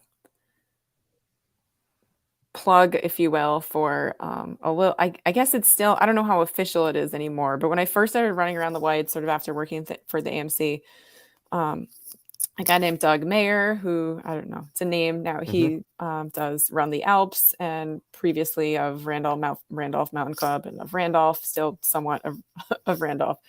Doug wears many hats, but he kind of started this challenge called the Adams Challenge. So for someone looking to like see how fast they could move in the whites and wanting a fun route, he put together a route that goes from Appalachia and starts, but not the typical way up to Adams. He kind of takes an alternative way that's actually really runnable, that kind of it just kind of parallels maybe the Valley Way, but it just is this super runnable route, and you end up at the top part of the airline trail and end up on Adams. But I know my husband and I and some of our friends would just do that every year. It was kind of like early season, let's go run the Adams Challenge, where you just run this route, you time yourself from the bottom to the top for, I don't know if it's still official anything. It used to be if you run it in under 2 hours, you could put your name on this board. And if you went to the White Mountain Cafe or Salt Pub, they'd like give you a beer or a baked good. And that part is gone, and those things have changed. But it was just it was like this really unofficial time trial, just kind of fun thing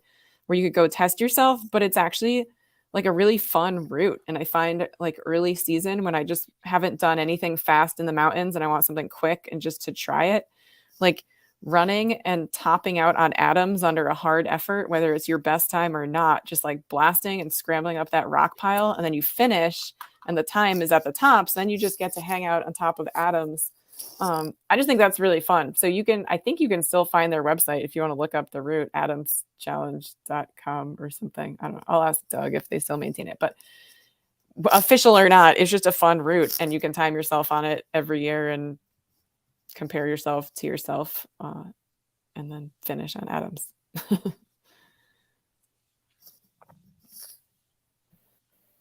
Brie, what you got? Sounds pretty. I was just going to say that sounds pretty cool. I'm definitely going to check that out. Any favorites for you so far, Brie? I forgot the question. Views. Oh, just right? yeah, kind of, or even like peaks or views like these. So as opposed to just necessarily like a runnable trail, yeah, just the concept of this is just a point in the whites that I love. Maybe it's for a personal reason. Maybe it's just this awesome rock scramble that everybody should go do. Maybe it's from an earned effort, but something that would be more of a like a peak, whether again be for the view or the effort or whatever. That's a tough question. There's so many. There are so many. Yes, there are. Yeah, I guess I just personally I gotta choose the mountain I can see out my kitchen window, which is Moose Lock again. Yep. That's my fave, and it's a bald mountaintop, so you get 360-degree views. They're not like. No, they're pretty stunning, but something like the Bonds, you're going to get your breath taken away. This was just sweet. This one's a sweet one. Trailhead 7 minutes from my kitchen. That's door, awesome. So yeah, that's so fun. So that's a good one. That's my answer. I'm gonna stick with I'd say the Bond Cliffs would be one of my top 5 places in the whites, and that's one that is just amazing. It's a cool spot. And then when I worked at Galehead, I would run over there in the fall. If you time it right, you can sit up there and eat like blueberries. I love that spot. And Steven, I feel like one of your photos at least came out. I mean, probably most people that are up there will take a picture on the Bond Cliff, such an iconic spot, like in the whites. But I think you were in there as well. But any favorites over the time that you've put in up there? I actually really like the moats, which down in, it's not a 4,000ers, but you can see quite a bit from them. And that was a good point to go up. And I was like, all right, you really can digest the Jigger Johnson course from there. But yeah. And Andrew, you've been a lifetime up there. I mean, also probably anything that just rings as a spot that's most personal for you, or one to recommend is like, this is just an awesomely playful experience up there. Yeah, I think I tapped into the ridge line that continues down the Davis Path. So I did this thing called I call it the Rambar Traverse, Randolph to Bartlett. So it perfectly like visually bisects the presidentials from north to south, and it only summits I don't know, a couple mountains. It skirts around like all the peaks. So you go up King Ravine and all of a sudden you just get the hard work done. You gain the ridge line. And so then you just ride that out all the way down. You don't go over Adams, you don't go over Jefferson, you don't go over Clay.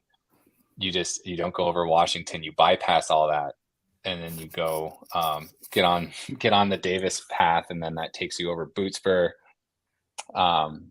takes you over Gulf Mountain, something like that, and then down to past Isolation, and it's a really neat ridge line that continues on to Resolution Stairs and Mount Parker, and then off of Mount Parker is such a cool runnable descent down into Bartlett on River Road. And it's just like another unique point to point that has a little bit of everything, and it's very runnable. So it's like once you get that climb out of Great Gully, King Ravine done, then it's like it's game on. And I think like I've always loved just pulling open the map and creating routes that seem interesting and sometimes put you on new trails, because once you go past Isolation, not many people take that route. Sometimes people veer off onto Crawford, if you're doing like the was it the Coas Trail. But that stuff excites me when I just can pull open a map and make a new point to point and something obtainable. It's like you could do this as your long run, or it could be like something shorter, but it gets you out. And I think there's so many trails I haven't been on that I'll probably continue to do that with, like that might be a little more of a drive away, because it's easy. I live 10 minutes from Pinkham Notch, so it's easy just to go get the views. It's harder to go drive away from that to go on the lesser known trails.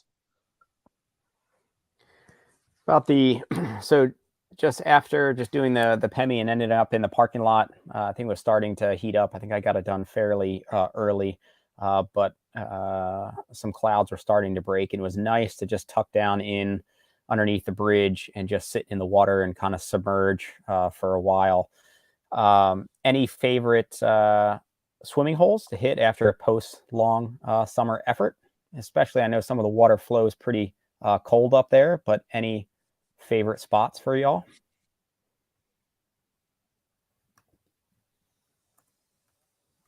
I'd tell you, but then we couldn't go. I know that's skinny dipping anymore. So, oh man, that's how Ithaca was when I was a student. There was just kind of a handful of locals at these like swimming spots, and half of them would just be nude or whatever. And now they're just like, now that everything hits YouTube, everybody's coming in from out of town for all the cliff jumping and everything. And it sounds like there's a Division I football game going on at what used to just be this quiet, like swimming hole. So maybe you're like, I don't want to answer that question because that's my spot and I don't want people there. But I don't know. I tend to like go after those spots just because I think they're beautiful and I find connection there. But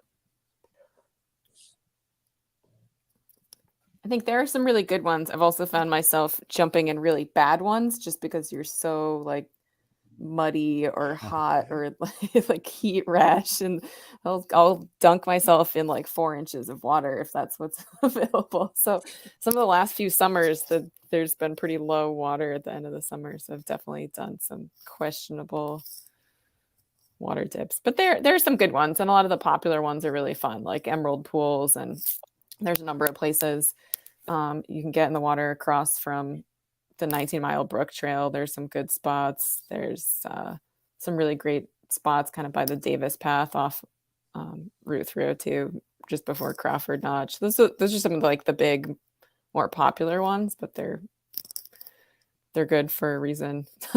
Yep. Right. Yeah. Anywhere you end, if there's water. Yeah. It's the frustrating part is passing all of these beautiful water spots when you're like on the move and you're like, I can't, I want to stop, but I have to keep moving. Mm-hmm. So that's like a lot of the Randolph Mountain Trail, like the Randolph RMC falls and stuff that are around there. And which they've done that a lot. Some of those there's a lot of beautiful spots coming down the Falls Way and like some of those other trails coming into Appalachia, and you can go for a really good dunk, and then you still have like a half mile or more, a mile out, and you just like, well, feels good at the time. You just have to walk carefully so you don't get muddy. So I was going to touch on weather as well. And Sayard Tanis, a mountain runner and coach at a PA, dropping this question into the feed. So I'll just take it there. Sayard says, I only have a few experiences in the whites, but love the area. One thing that intimidates me is what I hear about the extreme and changing weather. As locals, do you find the weather patterns impact your planning quite a bit, or is it something you're able to learn and read quite easily as locals? Or are there resources to reference or apps that help track and plan accordingly for safety? And is this really a significant concern once you have more experience in the area?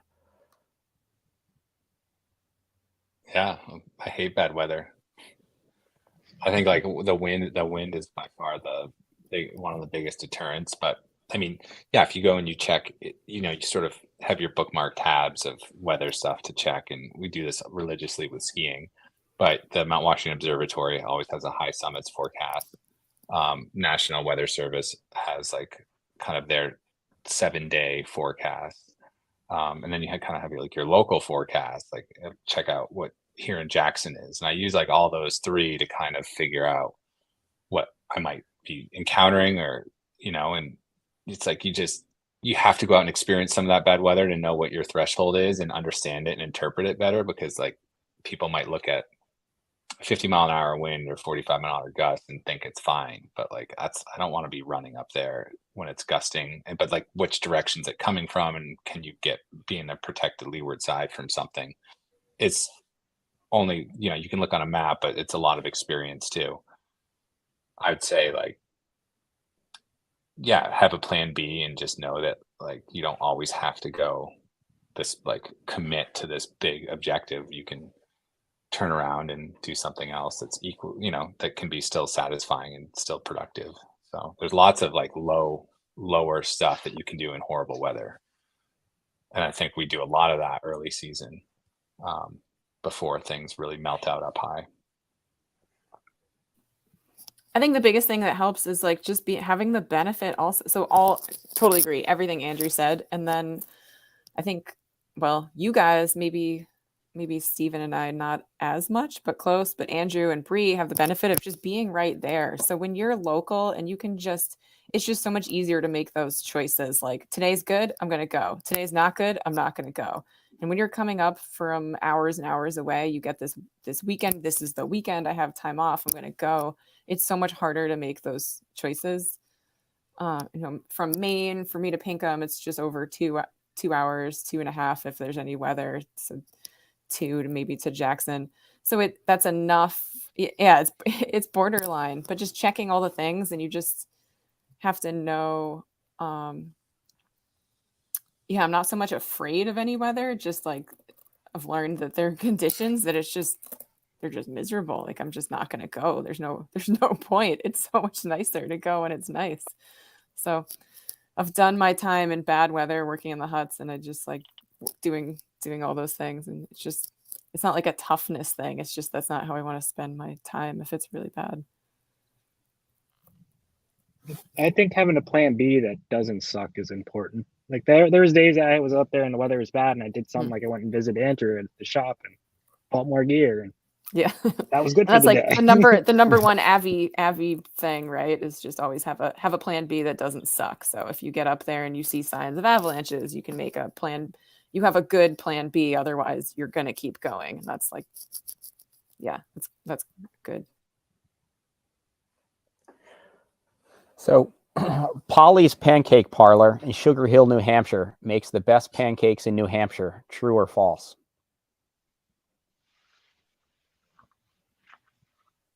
Nobody? Anybody? No, Anybody never. want to weigh on that? I don't know how much competition there is. I mean, it's pretty good. They have a great reputation for a reason.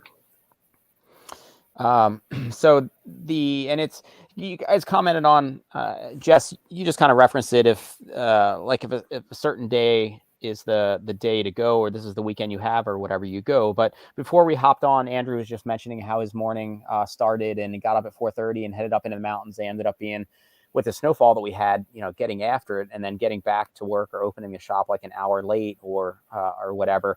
And I just thought it's always beautiful in these like mountain towns. I lived in Hawaii for a little bit in some of the areas where maybe they responded to like surf conditions, or when I was in Central Oregon, there'd be a big powder day or like whatever. And maybe times are changing. But I guess when I referenced you, Andrew, I'd bring it up in the context of the discussion tonight.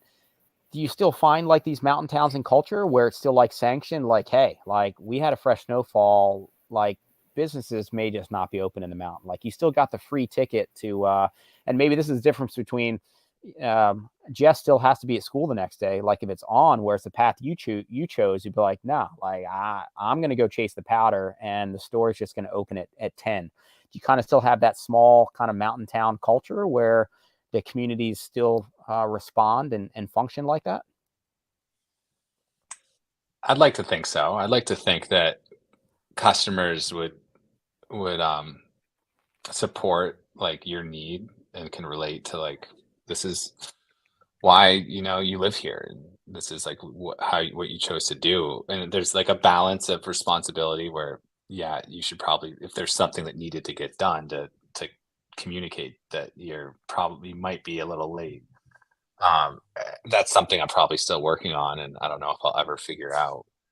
But it's like, yeah, what makes you tick? And I can't, if you don't take care of yourself and your needs, you're not gonna be pleasant to be around. You're not gonna do a great job taking care of other people if you're just in a funk all day, listening to other people spray about all the fun they had. It's something I have to deal with on a lot of weekends if I can't.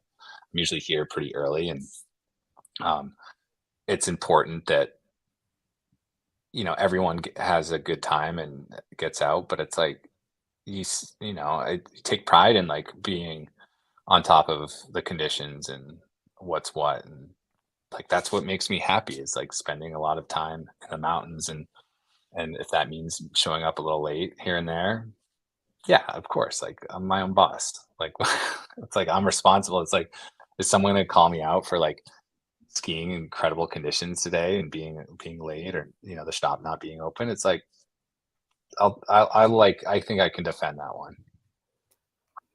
So bridging then that concept, and I don't disagree, Hooper, that Andrew Drummond is dreamy. It may just be though because there's not a lot of light from where Larick is at the moment. Maybe like in his van. And maybe if we just dim the lights on Andrew, maybe your assessment would change.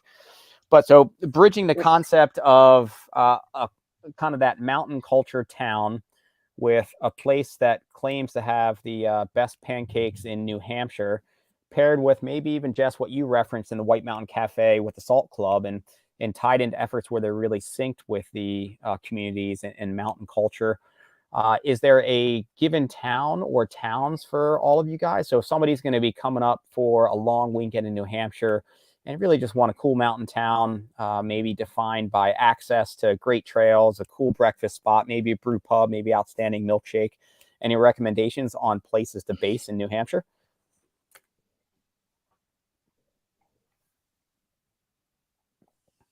I think the Western Whites are pretty cool. I mean, it's kind of like the getaway. If I was going to take a staycation, it would be over in like that Whitefield, Lancaster, and like a little further over Sugar Hill. I mean, like you're saying, there's a little bit of everything over there as well. I don't know. I think over here it's like it's very touristy with a different crowd, but there's like little pockets within the Mount Washington Valley that are like awesome places to stay and visit. So obviously, like I live here for a reason, and it's like, yes, there's a sustainable economy, like a outdoors economy here, and it's a little more challenging in some of the other pockets. But I mean, that's sort of like why you'd want to be in New Hampshire. I think a lot of people, why you'd want to visit New Hampshire, is to kind of get away from the shopping and chaos of like some of these classic tourist traps. But places like, no, sorry, go. so Tamworth too, like I don't know, you think of like the little outskirts of the White Mountains, and I think like you could make a case for so many different little towns that flank the White Mountains. And Jess, jump in there.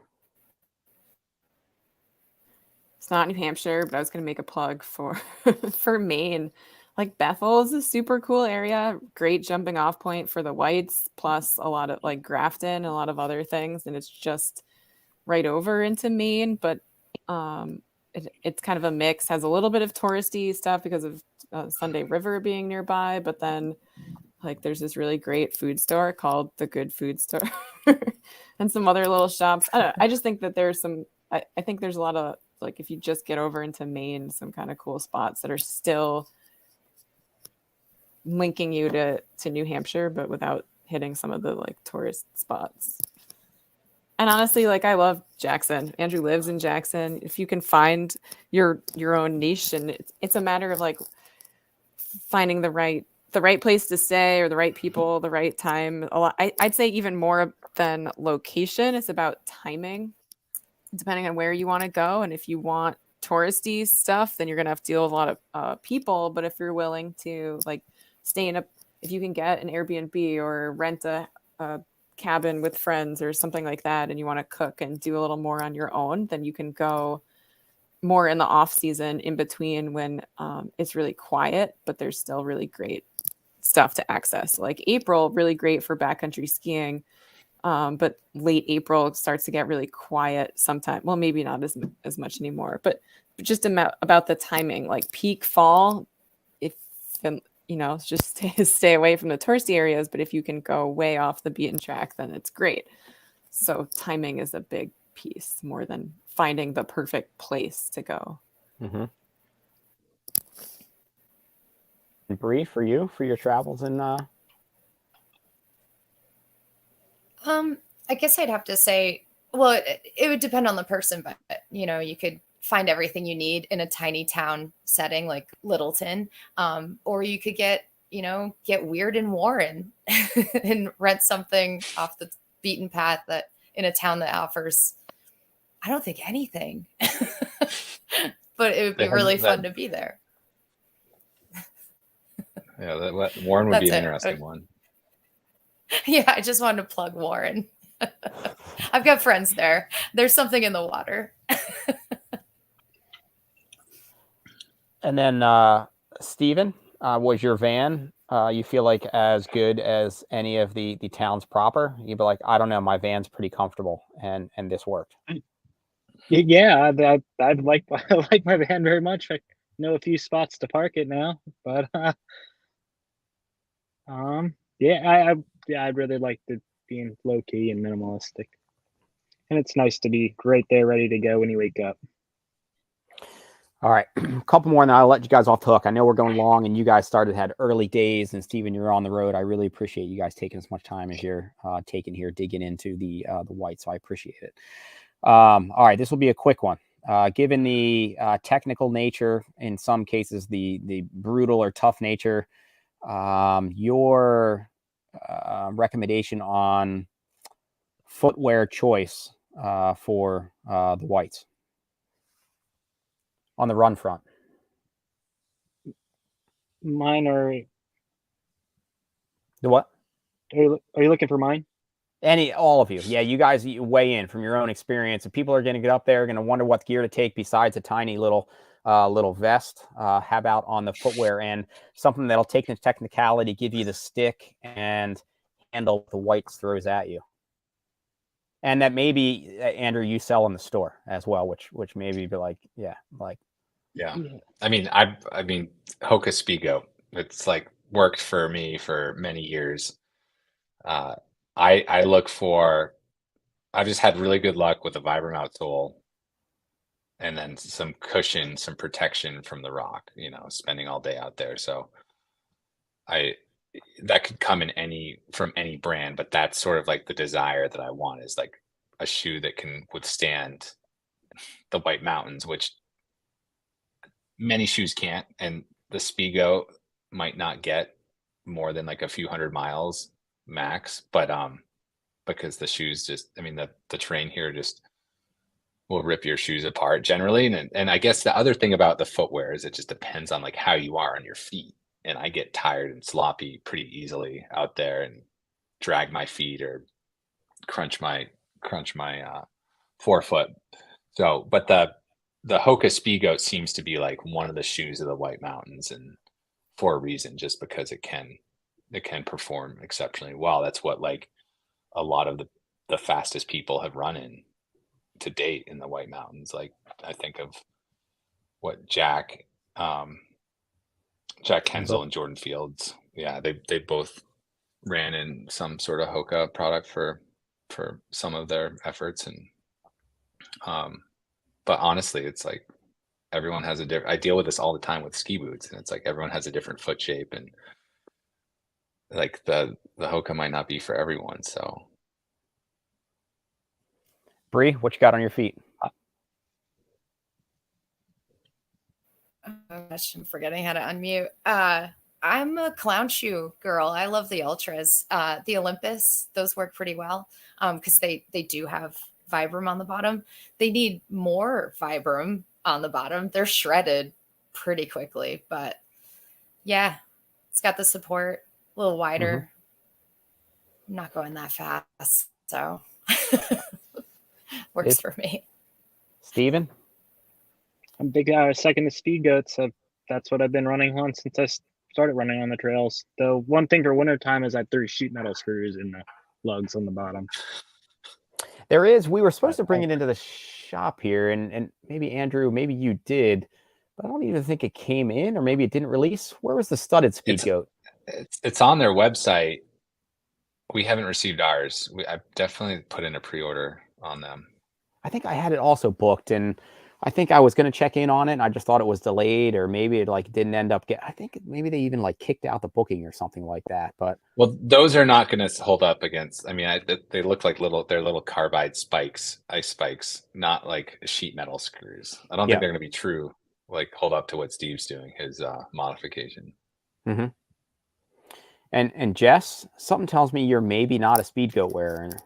I actually am, but asterisk. Gosh. I know. I am a shoe companies come make me a shoe that I will love because I've gone through many different things and I like different shoes for different purposes. So I have no brand loyalty. I'm just like, I think for my body and my feet, I like to use different ones for different things. And I don't like exclusively running in Hokas. I like putting on other shoes sometimes. So over the years for shorter efforts or like really rocky, scrambly stuff, like shorter things in the Northern Prezzies, I love La Sportiva shoes. Like I've had really good luck with the Bushido and I love them. But for anything over like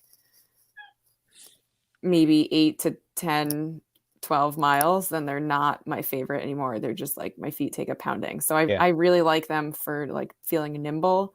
For super long stuff where I don't really care about being as nimble, then I really like the Speed Goat, but I find them like a little bit sloppy. So they're like, they keep me going. I need the cushion, but I just don't feel very dexterous. I have really narrow feet. So my like favorite, every time I find a shoe I really like, shoe companies discontinue it. Like road shoes, trail shoes. This is just always how it's been. Every time I find a road shoe I like, they discontinue it, which tells me I have unique feet that nobody else likes, so they discontinue.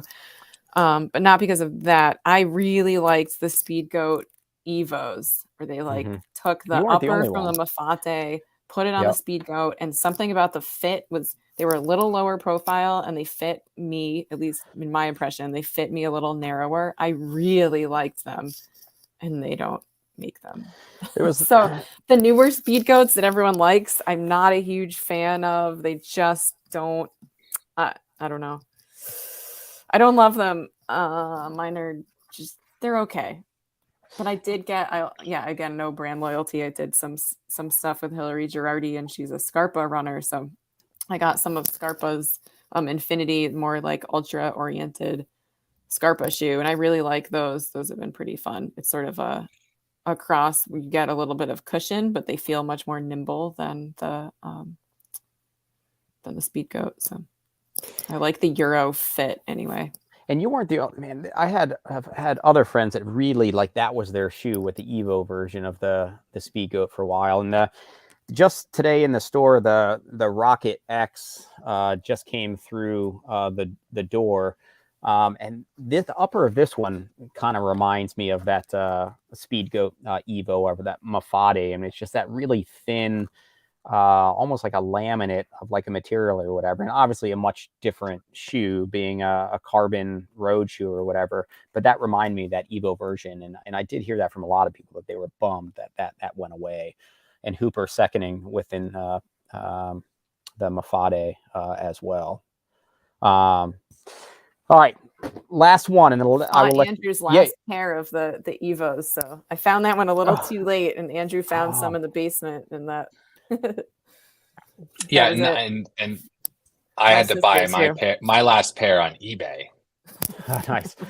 Yep. And then, but then now Normal has that same upper company Matrix. Mm-hmm. with a like the Vibram outsole, so but not as much cushion. So yeah. Have you reached out to them? Have you gotten any responses, or have you been interested there, Andrew, in reaching out to Normal? No, not yet. No. They don't think they make my size. Oh yeah, I don't know. I reached out to them a couple times and I've got no response. Just like the automated, we've received it, we sent it to the appropriate like department or whatever. In my head, I'm like, appropriate department. There's probably like 3 of you sitting in a room, just kind of look over your shoulder and be like, hey, like here, I got this like request here, and I'm just curious whether they were going to enter like the U.S. market and whether they were looking for vendors or whatever. But like I never, aside from that automated response, I think from 3 different attempts, I get nothing in terms of response. And this was over the context of months. So at some point, I think it was just reading like their mission or whatever, and like, we're not a normal company, that's what it stands for, and we do these things differently or whatever. And so the last one, I just got a little bit more dark humor there in my response. I was like, is it not normal to like not respond to like brand requests like in certain markets? Yes, like yes, it is not normal. Like went through these things and still like nothing out of that company. All right, last one, and I will let you guys retire. And this may take a little bit of energy, maybe a little bit of digging, and you can maybe hold each other to it. You know each other, I think, well enough to know some classic or just awesome efforts out of each other. Like, wow, like you did this route in whatever conditions or whatever. Something that will be talking or just presenting or a little story time about some experience like in the whites. And it could be a reflection of, there was like this one effort that was like these certain conditions and it was close. Like the weather turned and I almost like tapped out and I just like eked this out. Or it could be I went in and had this incredible effort, or I had this amazing experience doing something. Tell me some sort of story from some just effort that left a mark, left an impression that you hang on to that reflects some sort of experience in the whites.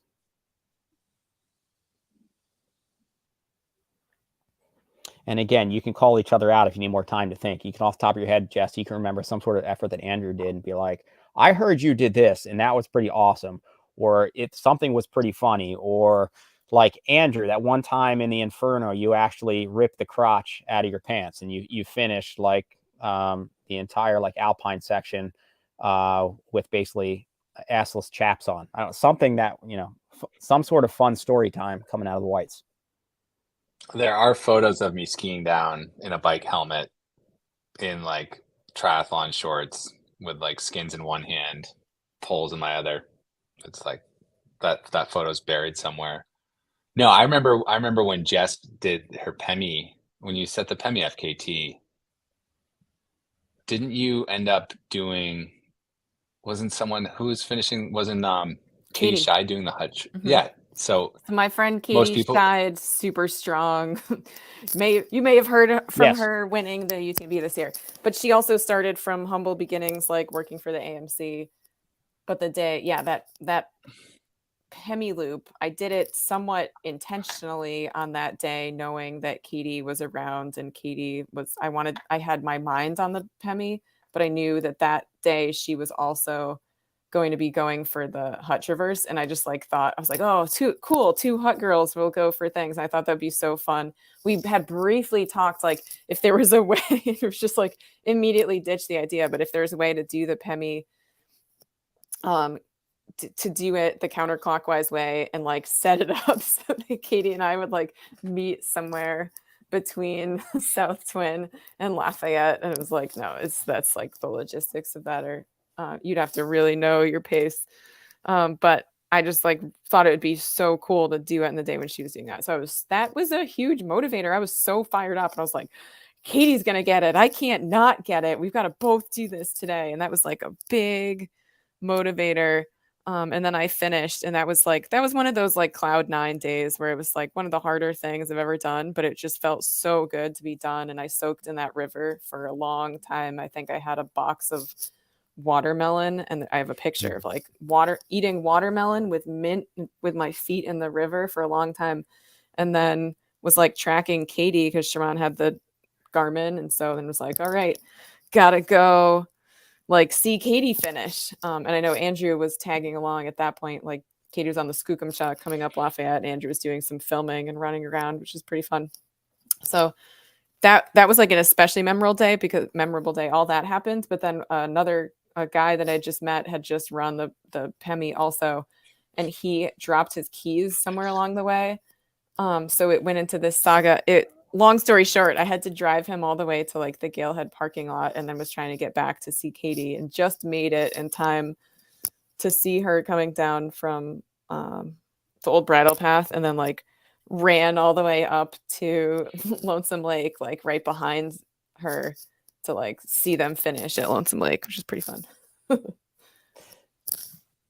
And so that was post river. You did that effort kind of relax post FKT Right. Yeah. runs And then up to Lonesome. River soak, drive to Galehead and back to Lincoln, and then drove to the trailhead, and then ran up to Lonesome Lake. That's a day. And I can't imagine just the meaning for you in terms of that effort, feeling hopefully, like you mentioned, on cloud 9 about it, but then also seeing your friend finish there. I mean, that's a pretty incredible day. Yeah, it was super. It was really awesome. And it was also like a really novice move to do all those things, because then I think the next day was kind of a rest day. And then 2 days later, I ran Friday night vert with Andrew's thing and was still riding that high. Felt great. They were doing some filming for Katie. There were some others. Maybe I'm mixing them up. Was that the Merrill thing? Maybe. No, I might be combining. But I think I got really injured after that. Just a random like reach for the coffee cup thing. Yeah, maybe that was a little too much. But oops.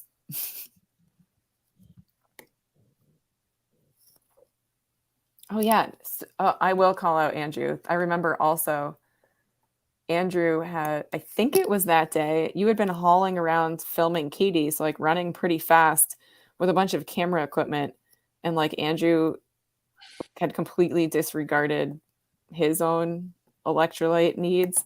Weren't you like borderline passing out on the back step of Lonesome Lake? I feel like we had to like imbibe you with lemonade. I just have this. Yeah, I think I have a picture of like you would just be like, "Can you get me some lemonade?" Yes, that's true. I don't know. Yeah, you like when you get caught up in this stuff, and you just like you focus on the task at hand, and you neglect your own needs. And I had Squall with me too, my dog, and yeah, I've done that. Like I've done that run up to Lonesome, whether it was like with Jack or with Katie or someone else doing a hut traverse. It's been I don't know. You can get pretty smoked pretty quickly out there. Mm-hmm. But I didn't. You don't know how fast people are going to be moving. That's the other thing. And she was trucking along.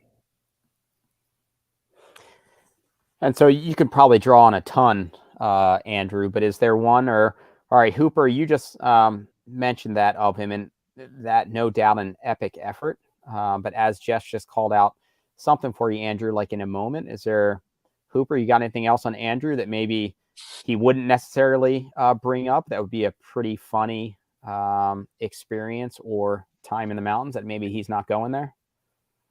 And then I can give you a second to respond, Hooper, just in case you got something that might be kind of funny. Steven, anything for you in terms of just one of your epic days out there to draw on that you'll kind of hold on to? For me personally, still to date, and I haven't been a runner very long, but I feel like I've done a few things now, but the Pemi Loop and the Presidential Traverse to date are the two my most favorite runs, hands down. And I think that's kind of why it really intrigues me about the hut traverse. And I want to and I know Andrew's done it at least multiple times, both directions, I believe, and one really fast underneath the long-standing FKT, I believe.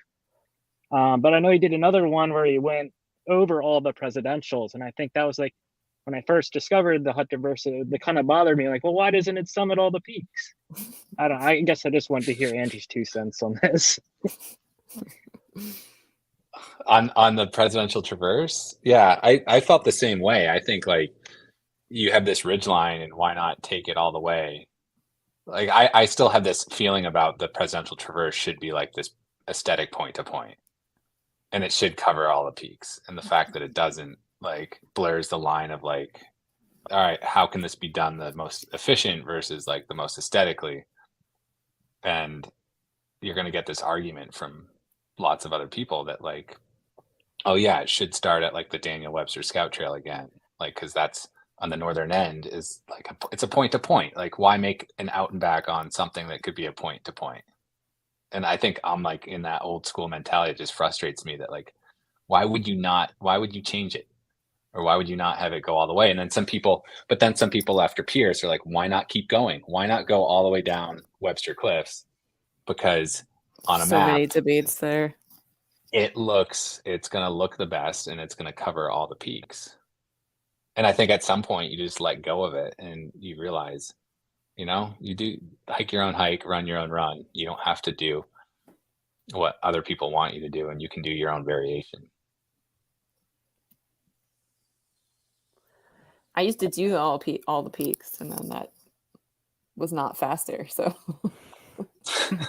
also when I was in the huts, we used to we would make a point of hiking around and deliberately avoiding the more obnoxious peaks like Mount Washington. So there's also reason to just, you can make it however you want. But I think that is the one thing. I think that's where FKTs kind of lose me, is when it gets into the squabbling about the exact route and I understand when you get enough people doing things, then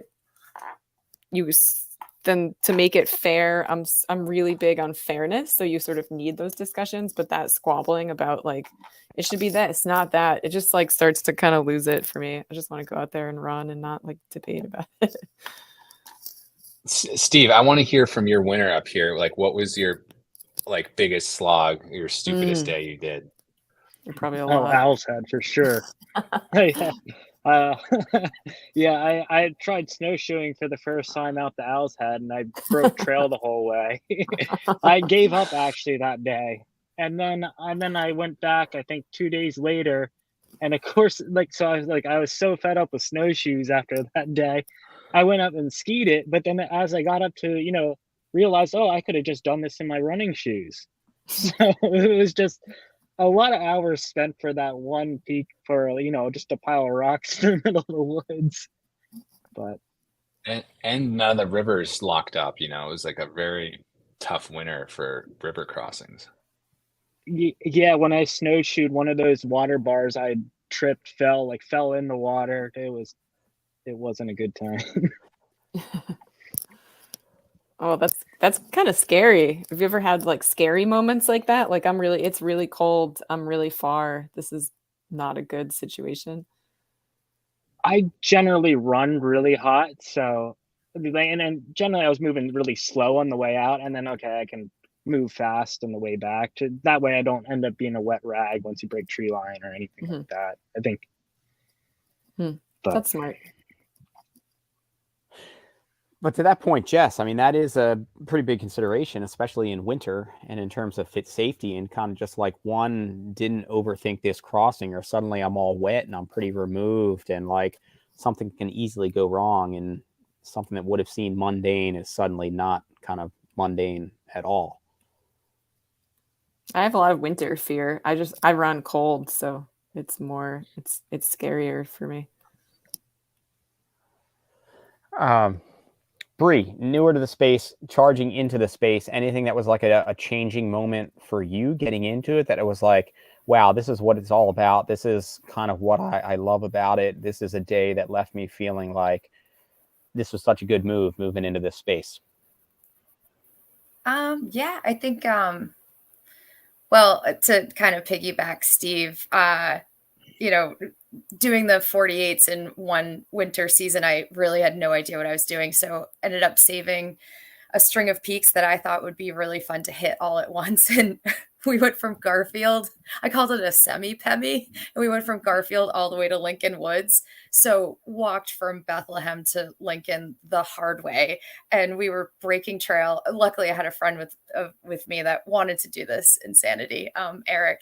We broke trail for miles, and the snowpack that winter was so deep. We were like up in the pine boughs just getting car washed, where you just get the snow dumped into your jacket for miles and miles.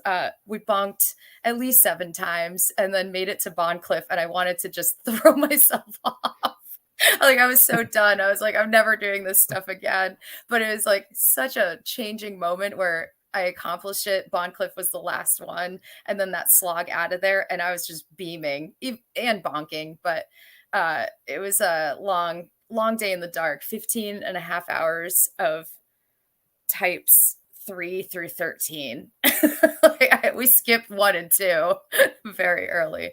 It was pretty extraordinary. And then on the flip side of that, when you finally get that good weather day, I went up Jefferson, and I didn't have my guidebook with me, and I don't know what I was thinking. I normally wouldn't go in this blind, but I saw Castle Trail driving up, and I'm like, oh, I'll just go here. I'll skip the Appalachia mess and all that. And it was absolutely stunning day, warm.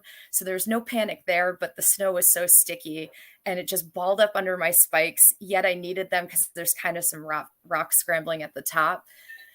Got through that safely, but had like a mini panic attack and cried to strangers when I hit the summit.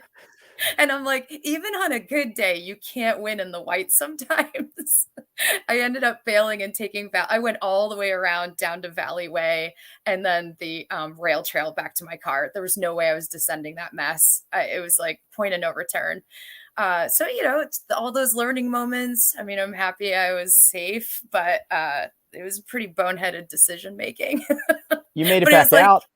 And how it was like 65 degrees. What can go wrong? How is a day where you're crying to strangers not a win? Like, oh my God, that's winning. That poor couple. I was just like, so that was really scary, and I need to tell you about it. And I was just crying. It's actually really embarrassing to admit this, but yeah, tears were just like streaming my cheeks, and I was like, I'm gonna go now. I'm gonna go down the other way. But those are the moments we live for, right? That's the White Mountains in a nutshell. And Andrew heard from that couple, like in the shop the next day. They're like, we were just up there, and there was just this woman it was just bawling. It was really bawling weird. Her and she eyes. just took off. Yeah. Yeah. I was like, pizza, and ran. Good. All right, Andrew, you're left in the hot seat with give us a story time. Give me something. Story time. I don't know. I think that most of my experiences feel so normalized. They're not. They're not actually. Where maybe like people would think that it's a little out there, but I think I think I spent a lot of my summers looking for winter skiing objectives, and as a result, like I've spent a lot more time traveling to remote parts of the White Mountains on skis. And done some stupid things that like have definitely shaped a little bit of like, I think, of who I am and like the things I've persevered through. But like, yeah, like, and I don't know, there's this whole category of people that love to bushwhack, and it's by far like one of my least favorite activities. And so skiing, some of the stuff I've done, it's just been like pull open the map and see like, all right, where can we go today that I haven't been, and I have like all day, or I can get an early start and go out and check out these zones and push myself to go out where, yeah, thanks, Jess. Push myself to go out where, as I get older, I look back on these things and I'm like, wow, what was I thinking? Like, like going up, ice climbing at night up a route to go ski down something at night and then go back up and then ski down something else. But it's like, at the time it seemed to make sense, but now like I think that's the beauty of getting older, turning 42 soon, is like having this perspective. And I think that there's this excitement when anyone gets into something to want everything now. And like all these choices you make are based off of a very small perspective that you have, a very limited perspective. And it's just a matter, you log more hours and you gain more experiences, and then you have more to compare how stupid things were that you did, or what was the risk level of stuff you've done, like setting off, like if you trigger an avalanche, or have these near misses in the White Mountains, or like you lose a ski and now you have to get out from somewhere, or maybe you didn't pack everything that you should have packed as far as safety goes. And I think you ask anyone that's been out in the mountains long enough, they've had these moments where they've maybe like made a mistake that could have been catastrophic. And so on like the serious note of like traveling in the mountains and being responsible, it's like, yeah, it's like I worry about if something does go wrong, it's going to go really wrong. And I try to keep that in the front of my mind when I'm out there, because it's easy, like when you're just getting in this, you're just so blinded by like the excitement and things go right all the time. But like, what happens if you roll an ankle and you're running fast and light out there? Like, you're kind of screwed in some circumstances, especially when you're saying like the weather's bad or has the potential to be bad. And so yeah, I would just say like there isn't. I think I've been like pretty lucky to not have anything like significant happen. Like I've been able to successfully navigate some of these hazards, and but I just know in the back of my head, like out skiing today, you jump off this waterfall, into powder, but there might not be powder under there. You might like wreck a ski. It might affect like your ability to get out, your partner's ability to get out, or to like help you. It's like these things you need perspective to understand. Like there will be a tomorrow. You can come back to this place. Might not be this season, it might not be the next season, but there's like an opportunity to come back and do these things. And it's often that we're so short-sighted in needing to complete a list to do a goal, an FKT. And so it could even be something like where you're like, you were Ian, you were talking to me about like, what's the weather like? And like some people get so dead set, this is not my day to go out and do this, that you're going to like go out and crush it. And sometimes like you get away with it and sometimes you don't. But yeah, I would just say like I don't have these like, I don't think I have any like defining stories of my own like travels in the whites, except as I do it more and more, I learn how lucky I feel like I was my first few years getting into the sport of both like trail running and skiing. And that the biggest takeaway is like this perspective that I have now for doing this for many years is like, there will be another day, and I shouldn't like that margin is pretty thin sometimes. So yeah, I'm trying to get wise with my old age here. And I guess that speaks to also how you've been successful in carving out your own path, kind of the life that you've created, the adventures that you've been able to take on, the people that you surround yourself with, the community.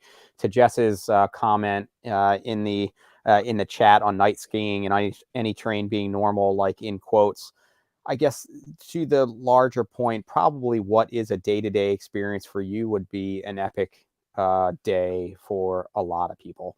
And so to your point of not necessarily having defined stories, I'm guessing you could take 2 or 3 experiences that you have every week, and that would be kind of a story-worthy experience. And I guess so.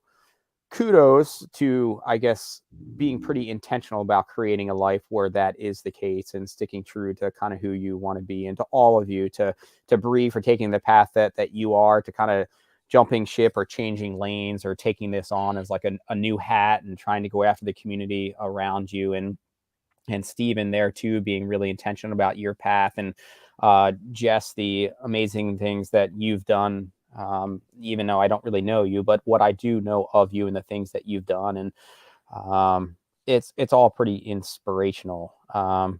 and awesome that you guys have hung in here even tonight for 2 hours and pushing 19 minutes, which is a pretty impressive run where you're like, yeah, I was going to be on there for like an hour. And what are we still doing here? I was up at 4:30 and I need to teach kids in the morning.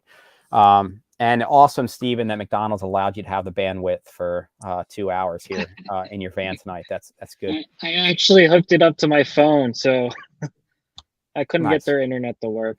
But right on. All right. Well, I'll have to pay you back for that extra bandwidth you just kind of blew through or whatever. All right. One thing you guys are looking forward to for this coming year, event or effort wise, and then we'll close out the session. Brie. Jigger Johnson. Jigger Johnson. You finishing Jigger Johnson with no DNF. Yeah. Mhm. Wish me luck. Walking. You're going to walk that crap out. And you're all right. Steven? Actually, 3 things are probably. I said one, but that's fine. Go ahead.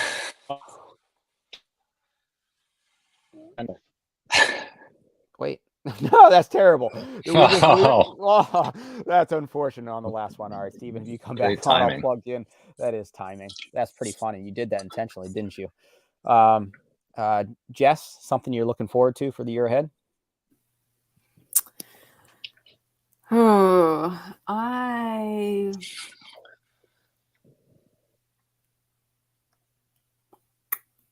think I'm looking forward to the next year of being a little more, a little less like results focused and more maybe exploring a little more. Yep. Is that your age speaking? I don't know. It's just where I'm at. Yeah. Yep. Mm-hmm.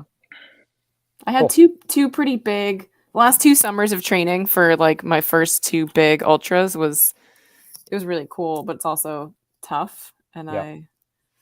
I think just some lagging injuries I think are going to preclude me from doing that kind of thing this summer. So I'll try to find another way to adventure. We'll see. Haven't really made up my mind yet. Yep. Andrew, what you got? What you looking forward to? Left. Oh man, spending a lot of time running around the White Mountains. I have this crazy idea to see how many consecutive days I can hike Mount Washington starting in June, and we'll see if that becomes a reality. But that's like one of those things where you sort of try to figure out what's going to motivate you to get outside and carve out that time every day to go do something, but to do it in like a creative fashion where I can take photos and videos and create something. Because I feel like that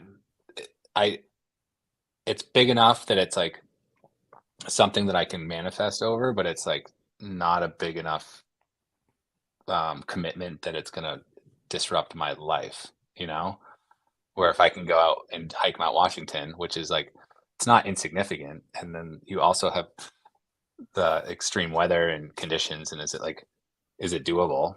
Like on some of those really horrific days, can you like flip the schedule around to like minimize some of that exposure? But I don't know, something like that is like, well, let's see what happens.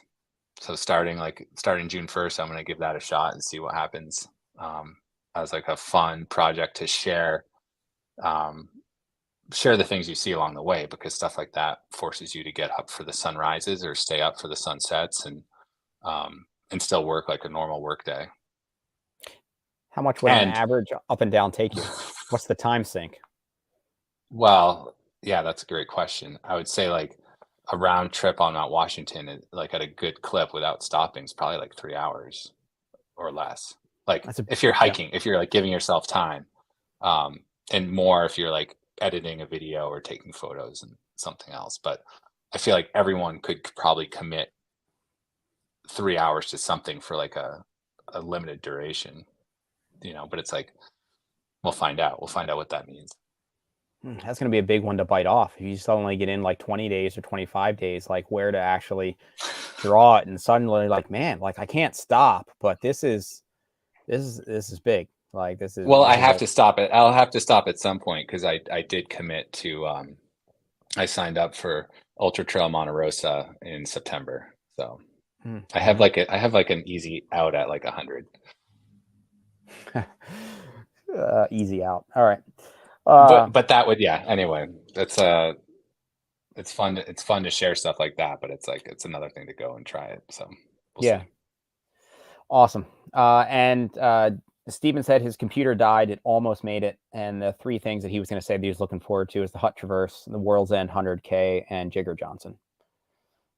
Well, right on. I am stoked that you guys were able and willing to take up so much of your time here this evening to weigh in. There's definitely some kind of takeaway things that if people do listen back through in terms of some of your favorite spots and trails, I think are really worthwhile. So I appreciate you sharing, I guess, what you've shared with all of us. And for the people liking, I think Ben Nephew just kind of liked like in the moment. For even those that have put in significant time out there, I think it's really, really awesome. So thank you. And any other last plugs that anybody wants to put in? Or you guys, it's fair if not. We'll look forward to being in touch. I got a couple kids I got to take to camp in Maine and New Hampshire. And so I'll be up there this summer, and maybe I can reach out and try to see if I can join you for something. But again, I really appreciate it. And I guess until the next round, I hope you guys have great years ahead. Awesome. You too. Thanks for having us, Steven. Yeah. All right. Yeah, Good for to sure. see everybody. All right. See ya. Thanks. Bye. See you guys. Bye. Bye. All right. So for those who tuned in live, who followed, who made some comments, I really very much appreciate it. Again, to our guests taking so much time, that for sure did go long. I'm grateful. So for all those who support the Trails Collective and supporting the voices and the communities we have on here, supporting entities like Ski and Run the Whites as an example, go in and give them some business if you're up there or passing through. Ask for some knowledge or beta. Check out the Gnarly Runners if you're in that area. And yeah, so all right, I'm gonna get home and try to catch at least one kid. And next week, I don't know what's coming up, but I guess we'll figure it out next week. All right, thanks so much and have a great night. See ya.